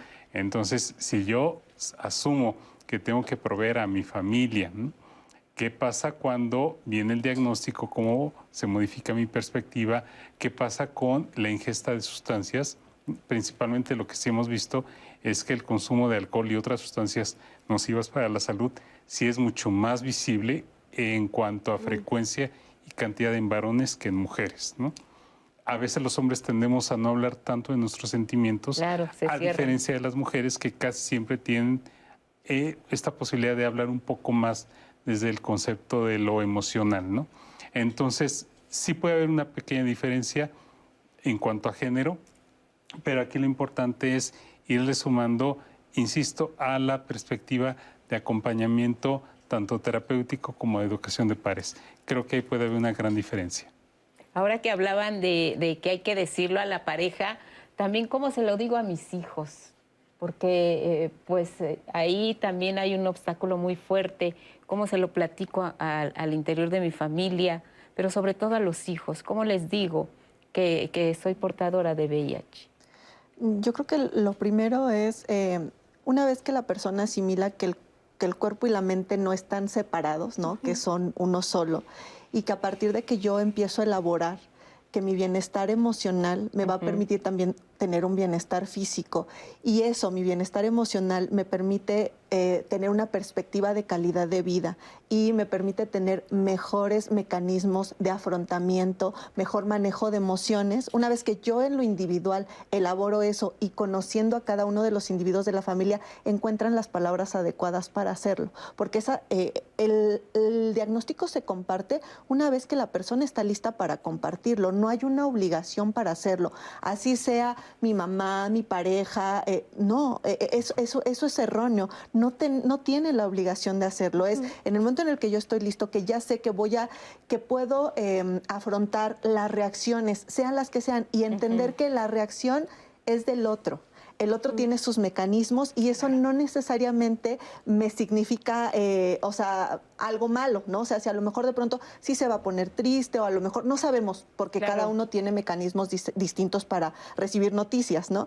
Pero incluso se les entrena en esto de cómo dar noticias, ¿no? O sea, cómo decirles y cómo explicarles, porque eso les permite como elaborar hipótesis de reacción y ya se preparan emocionalmente para eso, porque justo ya hubo un trabajo terapéutico previo. ¿Te ha tocado, Graciela, esa parte? Sí, y bueno, me voy a remitir otra vez con nuestros chicos. Cuando hemos hecho todo ese trabajo, tengo chicos que ya cumplieron la mayoría de edad y actualmente tienen parejas que no viven con VIH. Entonces, de pronto, recuerdo uno de ellos me decía, es que yo ya le dije a mis compañeros, pero no me creen, porque el chico se ve... está asintomático, se ve como cualquier otro chico, y me dijo, no me creen. Entonces, su proceso de él lo vi en el sentido de que fue hasta liberador, de pronto también hablar con su chica, salir con ella un tiempo y decirle, ¿sabes qué? Vivo con VIH. ¿Le entras? ¿Le seguimos? ¿O aquí le paramos? Afortunadamente para él la chica dijo, yo voy contigo. Entonces, en ese sentido... coincido con Lorena, que sí es todo un trabajo previo para que pueda suceder ese tipo de situación. Y bueno, y también compartirles, por ejemplo, en el caso de nuestros chicos, pues vivieron con VIH desde el nacimiento. Claro. Entonces, lo que he visto en el proceso de crecimiento de ellos es que en la adolescencia, típicas preguntas, ¿por qué yo? ¿Por qué yo tengo VIH? ¿Por qué murieron mis papás? ¿Por qué estoy en un albergue? Hay enojo. Exacto. Y finalmente es también trabajo de reeducación y si ya logramos salvarles la vida apegándose a sus medicamentos, lo que sigue es el reto de ellos de conservar el apego a los medicamentos para seguir siendo indetectables y que ellos puedan tratar de hacer una vida como cualquier otro chico. ¿Y qué tanto hay acceso ahora a medicamentos? Sí, actualmente, por ejemplo, en hospitales y clínicas que dependen de la Secretaría de Salud, tanto en la Ciudad de México como Secretaría de Salud Federal, los medicamentos por ley son gratuitos. Entonces, sí hay. Yo creo que el punto será informar hacia dónde se tienen que dirigir y cuáles son las instancias a las que se tengan que dirigir, porque sumando a lo de hace un rato, además de los capacits, en cuanto al tema de salud mental y de las emociones, en los estados ahora existen UNEMES CAPAS, centros comunitarios de salud mental, que muchas veces dan como el tratamiento inicial emocional y ya después, si ameritan otro tipo de intervención, ¿no? Alguna intervención médica, alguna otra intervención de acompañamiento, se derivan. Pero el chiste es que sepan que existen estos lugares, que es la entrada, porque solamente necesitan entrar con las personas correctas para que, ¡pum!, de ahí se lleve el camino hacia la mejoría, porque finalmente lo importante es que este individuo, independientemente de su entorno socioeconómico y cultural, tenga calidad de vida. Claro, eso es lo que más nos interesa. Puedes, de alguna manera, llevar los dos tratamientos. Claro. Si es el caso, el tratamiento para el VIH, y si tienes ya algún trastorno emocional que requiera medicación, una depresión muy severa, estos ataques de angustia, no sé, puedes manejar estos tratamientos en paralelo. Fer Tapia nos preparó una cápsula. Vamos a ver y regresamos para seguir hablando acerca de lo que significa vivir con VIH. En México, las personas que viven con el virus de inmunodeficiencia humana, VIH, representan 0.06% de la población. Fíjense que este grupo social enfrenta una situación de discriminación derivada de su estado de salud, en la que enfrentan negación sistemática de diversos derechos. Entre 2012 y junio de 2018, CONAPRED analizó un total de actos de discriminación hacia personas que viven con VIH.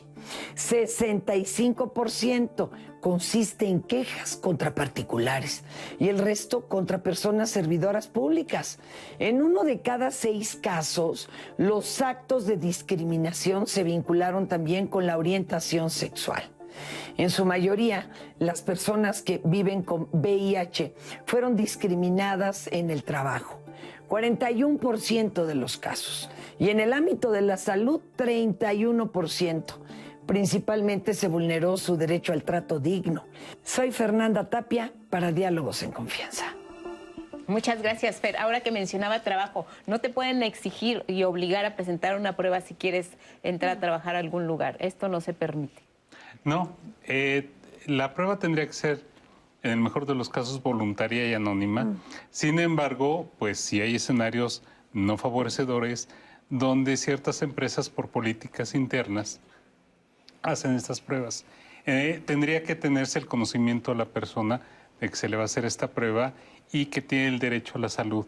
Es decir, esto que comenta Lorena, de el acceso a un tratamiento en los servicios especializados. Y ahora que hablas precisamente de eso, ¿cuáles son los derechos de las personas que viven con VIH? ¿Están especificados, están definidos, están claros?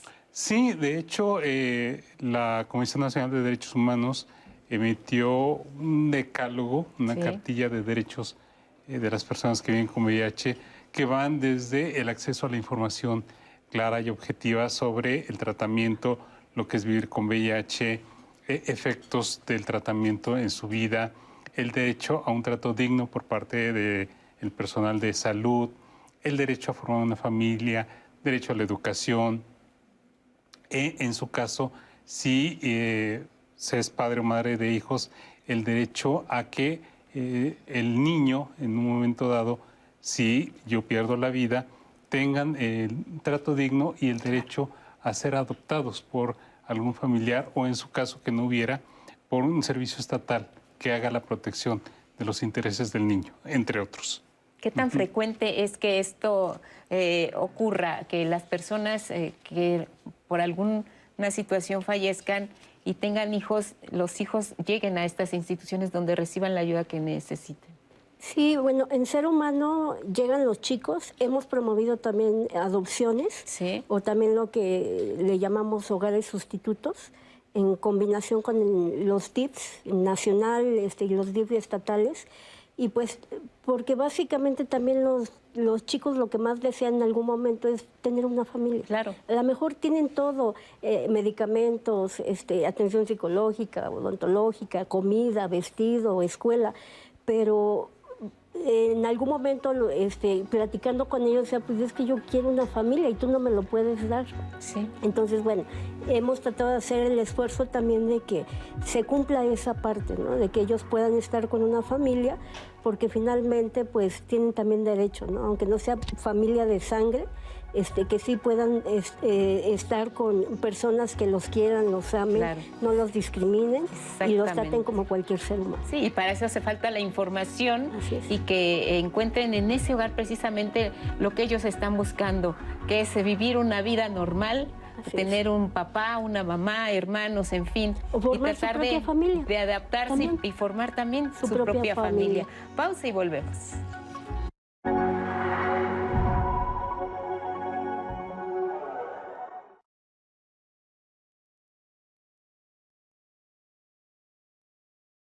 Óscar Germán Herrera Rocha desapareció en el municipio de Francisco y Madero, Coahuila, el 15 de junio de 2009.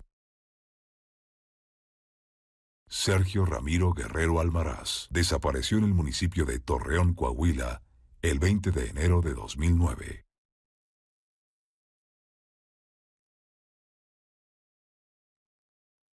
Cine del 11 presenta el ciclo Comedia de Oro. ¿Qué diablos hace usted en la recámara de mi hermana? Pues entró por el perro, papá. Regresó casado. Pero ¿cómo es posible, don Luis? Es tu esposa. Cambiadita, pedazo de animal. Está usted guapísima. ¿De veras? Matrimonio y Mortaja, con Carmelita González y Rafael Valedón. Miércoles al mediodía. En Pemex trabajamos por el rescate de la esperanza en el porvenir. Ni la pandemia mundial del COVID-19 ni los grandes retos que el pueblo de México ha enfrentado nos detienen. Inspirados en alcanzar la soberanía energética, redoblamos esfuerzos cada día por revertir años de abandono a los más desfavorecidos. Estamos a la mitad del camino y con el apoyo de todos los mexicanos seguimos adelante. Pemex, por el rescate de la soberanía. Gobierno de México. Acaba de concluir la Asamblea Eclesial para América Latina y el Caribe. ¿Cuáles son las principales enseñanzas, conclusiones, líneas de acción, intuiciones de dicha asamblea? Recogemos muchísimos desafíos, pero también muchísimas propuestas, si se puede llamar así. Me da esperanza la experiencia que vivimos, porque no fue nada más un método, fue una experiencia de vida. Sacro y profano. Miércoles 20-30 horas. Los secretos y las mentiras abundan entre los habitantes de Great Paxford. 2 hours, 3 times a week to shop and run. Pero la guerra y su implacable paso se acercan cada vez más al pueblo. I'm your mother. You can't fight. I'm so very sorry, Mrs. Heaton. Your husband is dead. Mujeres al frente. Historias de una guerra. Domingo, 21 horas.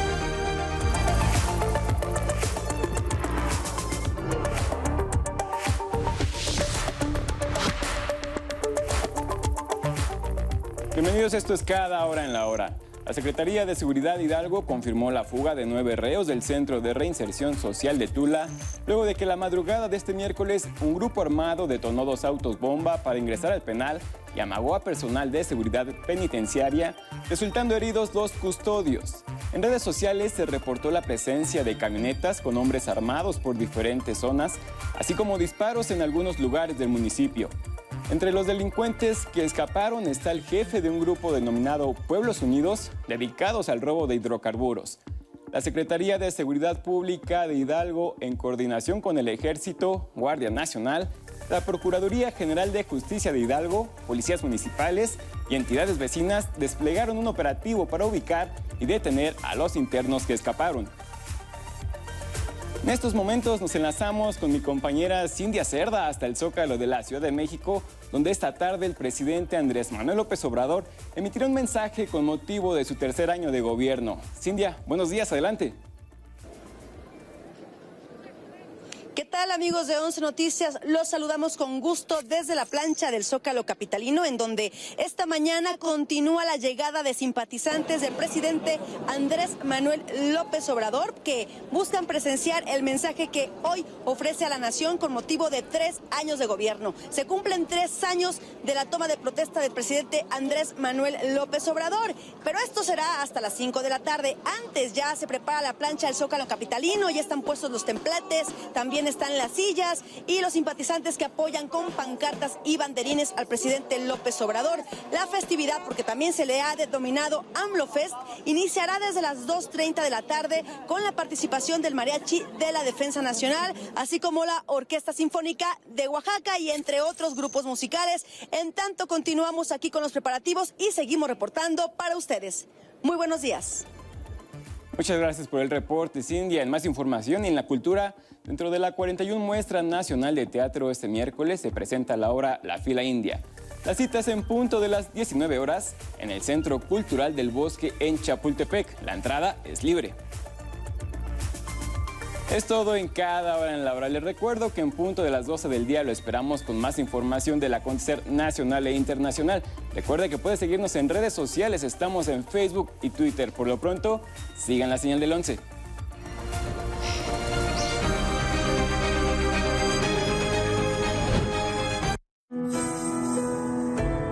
...98 generaciones que alumnos han pasado por el aula donde yo estoy dando clase. Todos los directores que han sido electos para esta unidad han sido mis alumnos, todos. Esta escuela le ha dado valores muy fuertes dentro de la ingeniería en aeronáutica. Quien tiene la experiencia y una serie de situaciones somos nosotros, que yo soy politécnico por dentro y por fuera. Lo guinda lo llevo en la sangre, definitivamente, ¿no?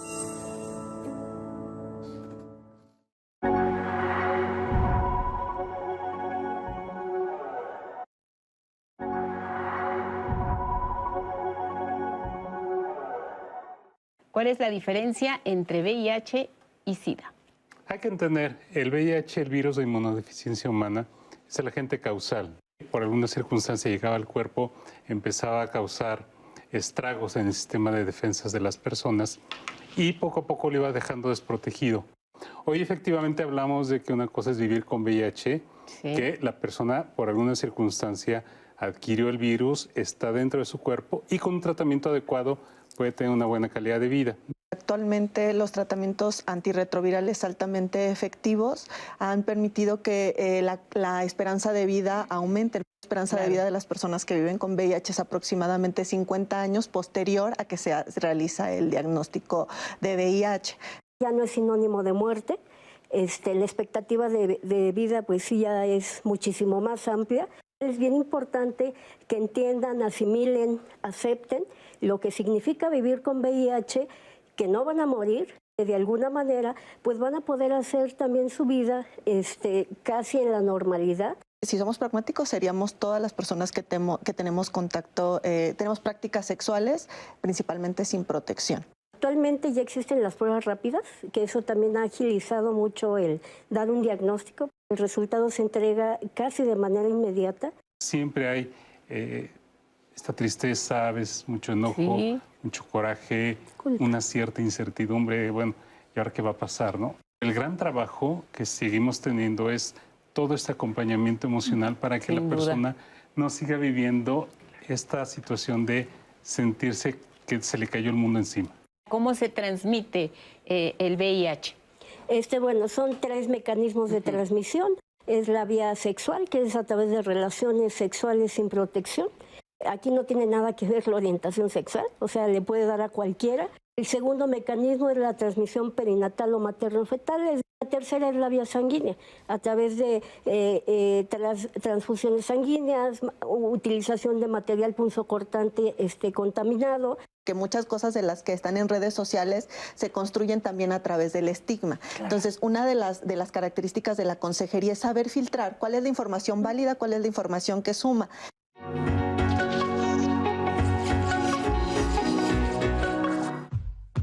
Antes yo me preguntaba, ¿por qué a mí? ¿Por qué a mí me tocó esto? Ahora no, mi visión es muy diferente. Ahora es ¿para qué? Yo veía en el hospital cómo moría la gente en aquel tiempo y cómo necesitaban para comer, para vestir, para calzar y que los corrían de su casa. Mi casa era muy pequeña y empecé yo a abordar a los pacientes y les decía que no estaban solos, que fueran a mi casa a dormir y aunque sea un plato de sopa. Y de ahí empezó la solidaridad y a crecer Silvia, empezaba a poner colchonetas en la sala, en el comedor, en la cocina. Y yo decía, si yo pudiera tener una casa grande, lo primero que voy a hacer es ayudar a las personas. Y ahorita actualmente ya la tengo y estoy haciéndolo de veras de una manera solidaria, con amor, para que la gente no sufra de esa manera. No están solos, pueden seguir adelante y que esto no es mortal, que esto puedes vivir muchos años. Y me ven y me dicen, ¿a poco tú tienes VIH? Sí. ¿Y por qué no te quejas? Pues ni me acuerdo de tanto que ando para arriba y para abajo, ni me acuerdo que tengo VIH. Me acuerdo cuando voy al médico, me acuerdo cuando voy a tomar mi chocho. ¿Y saben por qué? Porque quiero vivir, porque aprendí a vivir, aprendí a saber mis derechos humanos como persona, como mujer, valorarme, quererme y amarme. Y también adorar mi virus, porque si no, no podré yo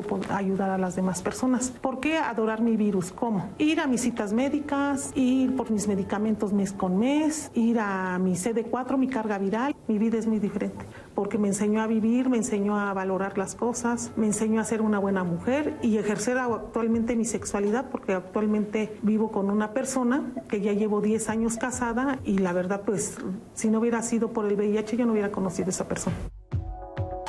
Son 28 años en los que Silvia fue diagnosticada ya con el VIH, ya pasaron estos 28 años y la escuchamos y la verdad es que su testimonio ojalá y sirva de aliento para las personas que nos pueden estar viendo en este momento y que se sienten mal, están deprimidos, tienen miedo porque resultó que se fueron a hacer una prueba y dieron positivo a VIH. Entonces es muy importante sacar la fuerza de donde puedas para seguir adelante, porque lo que hemos visto a lo largo del programa es que no, como escuchábamos en el resumen, no es sinónimo de muerte, se puede tener una vida dentro de lo normal, puedes volver a tener una pareja, puedes tener relaciones sexuales, importante seguir con tu tratamiento y ojalá estemos aprendiendo más del tema para que deje de ser tabú, para que deje de ser motivo de discriminación, para que deje también de ser este rasgo de señalamiento hacia los demás, ¿no? Anaí, compártenos algo. Pues justo sobre eso, pues van las preguntas. Entonces, venga.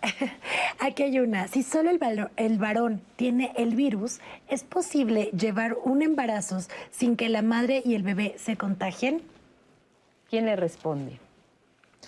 Sí, es posible porque finalmente si está indetectable no se transmite. Entonces sí es posible. Muchas gracias. Otra pregunta. Como madre, ¿qué medidas debo de tomar en casa con los utensilios de cocina para no hacer sentir discriminado a mi hijo y que se sienta normal estar en casa con mis demás hijos? Bueno, no tiene que tomar ninguna medida, no ponerles utensilios para comer especiales. Pueden comer en los mismos. No es como la gripa, que pudiera ser contagiosa. Aquí en el caso del VIH, a través de la utilización de estos trastes, no hay posibilidad de una transmisión por VIH. Entonces, con toda tranquilidad puede hacerlo. Perfecto, muchas gracias. Un testimonio que recibimos también en Facebook. ¿Me pueden leer anónimamente? Y lo vamos a respetar. Soy portadora de VIH desde hace 30 años. Se puede decir que soy una sobreviviente, porque yo ya había desarrollado SIDA, ya estaba totalmente mal. Tenía muchas manchas en la piel, el cerebro ya no me respondía, ya estaba casi muerta cuando llegué a la clínica Condesa. Y hoy, gracias a eso, estoy controlada y sobre todo viva. Ese es uno de los comentarios que nos dejaron también en testimonios. Uno más, México no está preparado para las personas indetectables de VIH. Cuando lo dices a otras personas, ya sea porque te intiman o por la confianza, lo primero que ocurre es la actitud de no te preocupes, no pasa nada. Después el chisme y el rumor y como consecuencia el rechazo. Creo lo mejor que puedes hacer es cuidar a los demás en el sexo sin decirlo, ya que no están preparados de no hacerlo o hacerlo con personas que también sean portadores.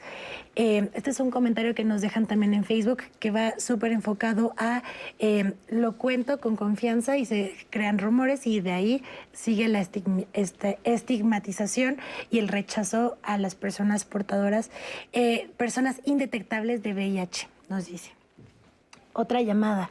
Tengo un hijo con VIH. Él tiene 35 años y hace 4 años padece esta enfermedad y toma su medicamento y está indetectable. Ella tiene una nueva pareja, pero no le ha dicho nada a ella.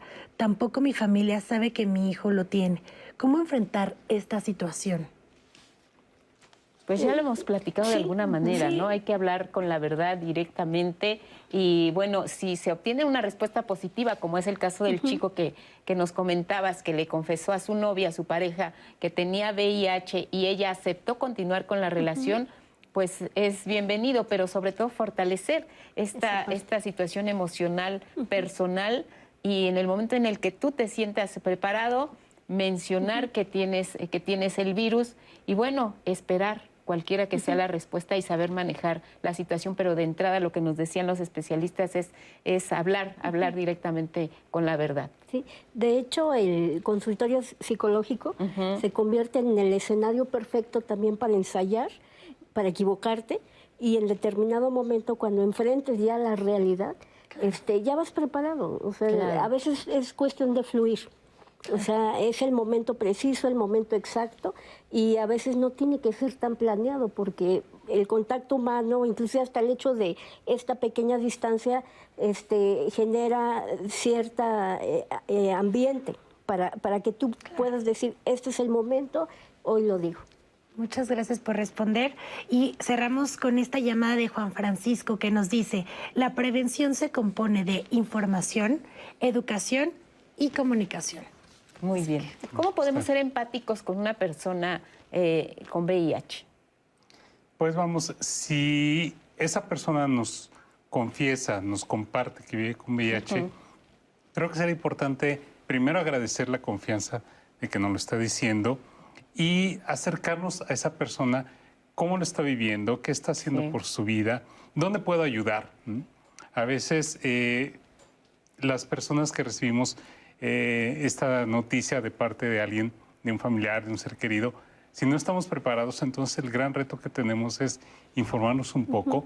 Claro. Y siempre hacemos el hincapié en Fundacida de invitar a la persona que está revelando esta condición de vida a que se abra el diálogo, a que se ejerza esta comunicación, porque si yo no conozco el tema, es una muy buena oportunidad de compartir esta experiencia de vida, saber el que esa revelación me está presentando un gran puente de comunicación ahora con la persona. 2021, hace 40 años hemos hablado aquí que el escenario era muy diferente y cuando escuchamos los testimonios de personas que nos cuentan, llevo 30 años, llevo 28 años, nací con VIH, vemos que la situación está ahí, es latente, lo que se vive en torno al VIH es real. Y también escuchamos estos testimonios de las personas que han logrado salir adelante.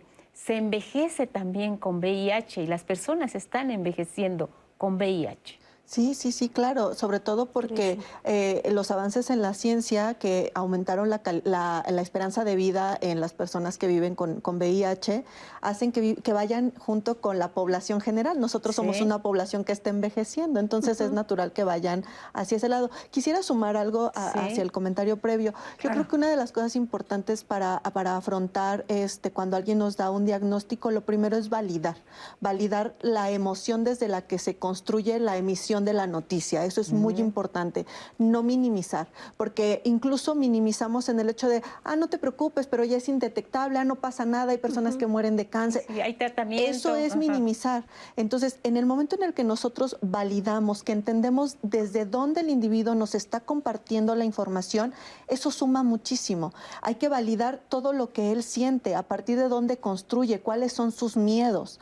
Claro. Entonces, si nosotros entendemos eso, porque eso es desde todos los sectores, o sea, desde a la mamá a la que se le comparte, pero también el médico que da el diagnóstico, claro, el psicólogo que da el asesoramiento psicoterapéutico, la consejería. Se tiene que entender, la construcción tiene que ser desde lo que vive el individuo, desde cómo lo siente, y a partir de entonces validar y construir todo lo demás. Eso le va a dar mayor comodidad y sobre se va a sentir más porque tranquilo. Cuando decides decirlo, hay expectativas. Claro. Estás esperando el abrazo, sí, el apoyo, pero también la guía, la información, el saber qué hacer. Y si no hay ese clic con la otra persona que está recibiendo el mensaje, se puede venir todo para abajo, ¿no? Sí. Y bueno, también decías envejeciendo. Sí, nosotros lo hemos visto, recibimos bebés, varios de nuestros chicos llegaron de 1 año y ahorita ya cumplieron la mayoría de edad, entonces ellos crecieron con esta condición. Claro. Y pareciera impensable, pero hasta el VIH le puede dar sentido a sus vidas. Sí, o sea, de pronto hay gente que recupera la comunicación con la familia, hay gente que se recupera a sí mismo, entonces también es como ayudarle a cambiar ese chip de que vivir con VIH pues también puede ser todo una aventura, y sobre todo que tiene el poder también de tomar su vida en sus manos para poder estar bien y envejecer, e inclusive a lo mejor hasta morir de cualquier otra cosa y no necesariamente de SIDA. Veíamos el caso de Silvia, ella es fundadora precisamente de este grupo de personas a los que ella dice, yo quería tener más dinero para tener un espacio mayor, para que la gente pudiera tener acceso aquí, para que pudieran dormir, para que pudieran recibir apoyo, para que se pudieran sentir a gusto. Y mira que el tiempo le dio la razón, ella encontró precisamente cuál era ese sentido de vida al ser una persona portadora de VIH. Entonces sí se puede encontrar ese camino, sí se puede encontrar la fortaleza, hay instituciones que te apoyan y eso yo creo que es lo más importante, porque retomando el lema de hoy es poner fin a las desigualdades, poner fin al VIH y poner fin a las pandemias. Y creo que en el contexto que estamos viviendo actualmente, estos tres aspectos son fundamentales. Los lemas de los días internacionales no se sacan así nada más de la manga, ¿no? Hay contextos muy importantes y sí, como bien señalan también, la prevención es fundamental. Las prácticas de riesgo existen y tenemos que tomar medidas al respecto. Anaí, cuéntanos más acerca del público. Justo tenemos una llamada con respecto al tema de... O sea, sé que ya lo hemos abordado durante todo el programa, pero nos siguen llegando este tipo de comentarios que también es relevante no pasarlos desapercibidos. El señor Rubí nos dice, después de tener SIDA, nada es normal. La gente te rechaza y no te perdona. La sociedad no perdona.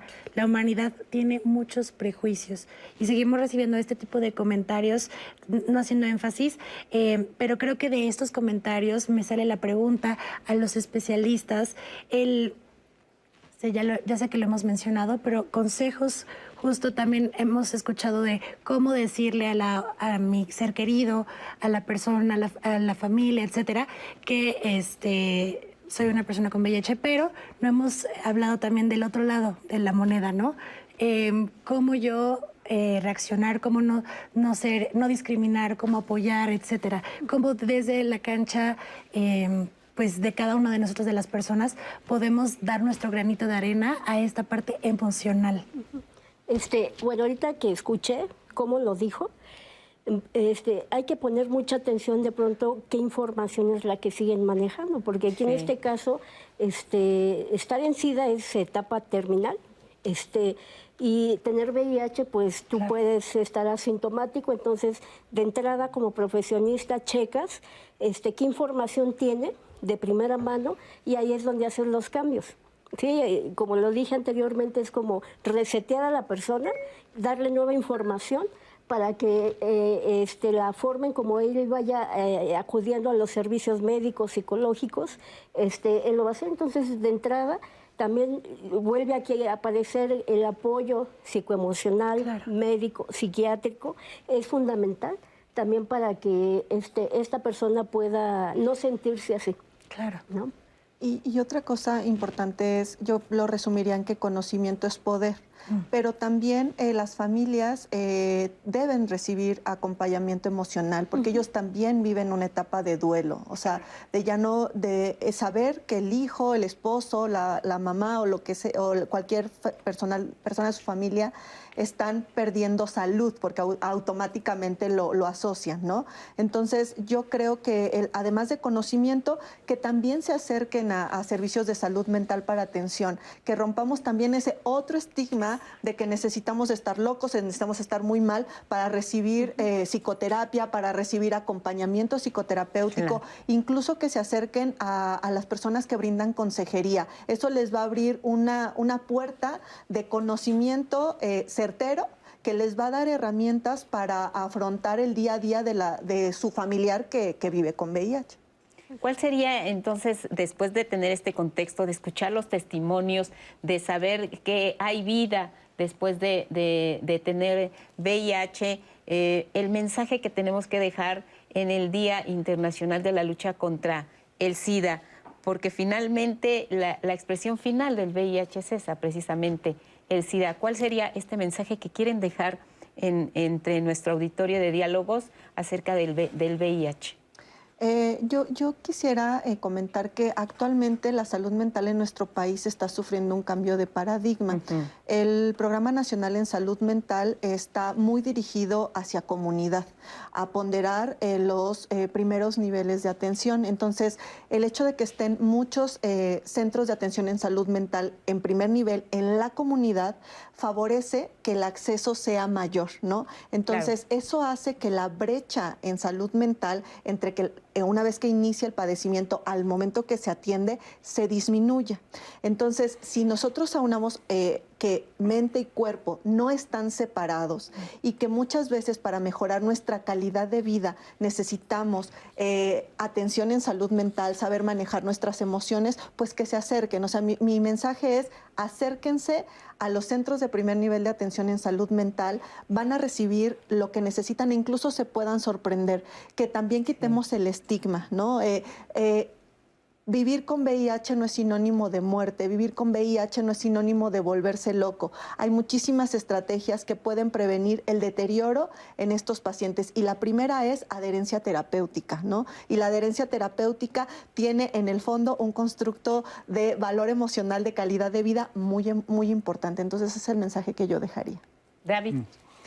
Para las personas que viven con VIH y las personas que conviven con gente que vive con VIH, claro, mi idea es compartir que la información es un derecho que tienen que ejercer, información clara, objetiva, libre de prejuicios, que no fomente las culpas, que ayude al crecimiento de las personas y que ese conocimiento les ayude a mejorar su calidad de vida si viven con VIH, a que eso refuerce la adherencia al tratamiento y quienes conviven con VIH, como dice Lorena, no minimizar las reacciones emocionales de quien está viviendo esta condición de vida, que se acerquen al conocimiento porque eso les va a dar una gran fortaleza humana.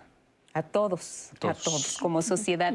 Graciela, te toca cerrar esta parte del mensaje por el Día Mundial de la Lucha contra el SIDA. Pues es fundamental el trabajo multidisciplinario. O sea, no solamente es el cuerpo que se enferma, sino también se enferma la mente, las emociones. Entonces es trabajar multidisciplinariamente, acudir a estos servicios, porque si de por sí a los psicólogos dicen, pues no estoy loco, ¿para qué voy? De pronto es como más estigmatizante con el psiquiatra, ¿no? Entonces, desde nuestra experiencia, pues también hemos aprendido que a veces trabajamos con las emociones con nuestros chicos o nuestros adultos que murieron, pero también empezamos a aprender a acercarnos a servicios de salud mental, porque también varios de nuestros chicos les botó trastornos conductuales y emocionales. Entonces, claro, es trabajo multidisciplinario, que no tengan miedo, que se acerquen, que pregunten. Ahora sí que más vale morir con la respuesta que con el hubiera acudido o lo hubiera dicho. Sí, porque además sobre lo que mencionas tenemos unas cifras, 15% de los adultos y 25% de los adolescentes, además del VIH, viven con depresión y se sienten abrumados, enfrentan trastornos de ansiedad y lo que nos decían, el consumo de sustancias. Entonces vemos que en torno al VIH hay muchas otras consecuencias que se pueden tener, pero el mensaje ha sido muy claro. Se puede vivir con VIH, hay que seguir con los tratamientos, se puede tener una vida sexual activa, se puede volver a rehacer la vida, se puede encontrar un sentido de vida, como es el caso de Silvia, que nos compartió que tiene su fundación y es directora y apoya a las personas que tienen VIH. Entonces, hay maneras de seguir adelante y creo que esa es la importancia de los días que están señalados a veces a nivel internacional, Día Internacional de la Lucha contra el SIDA. Hablamos hace unos días también de la eliminación de la violencia contra las mujeres, entonces es muy significativo, hay que hablarlo, los padres tienen que hablar con los hijos acerca de los temas sexuales, nada es tabú, hay que estar abiertos a todo y abrir las oportunidades y el conocimiento, Anaí.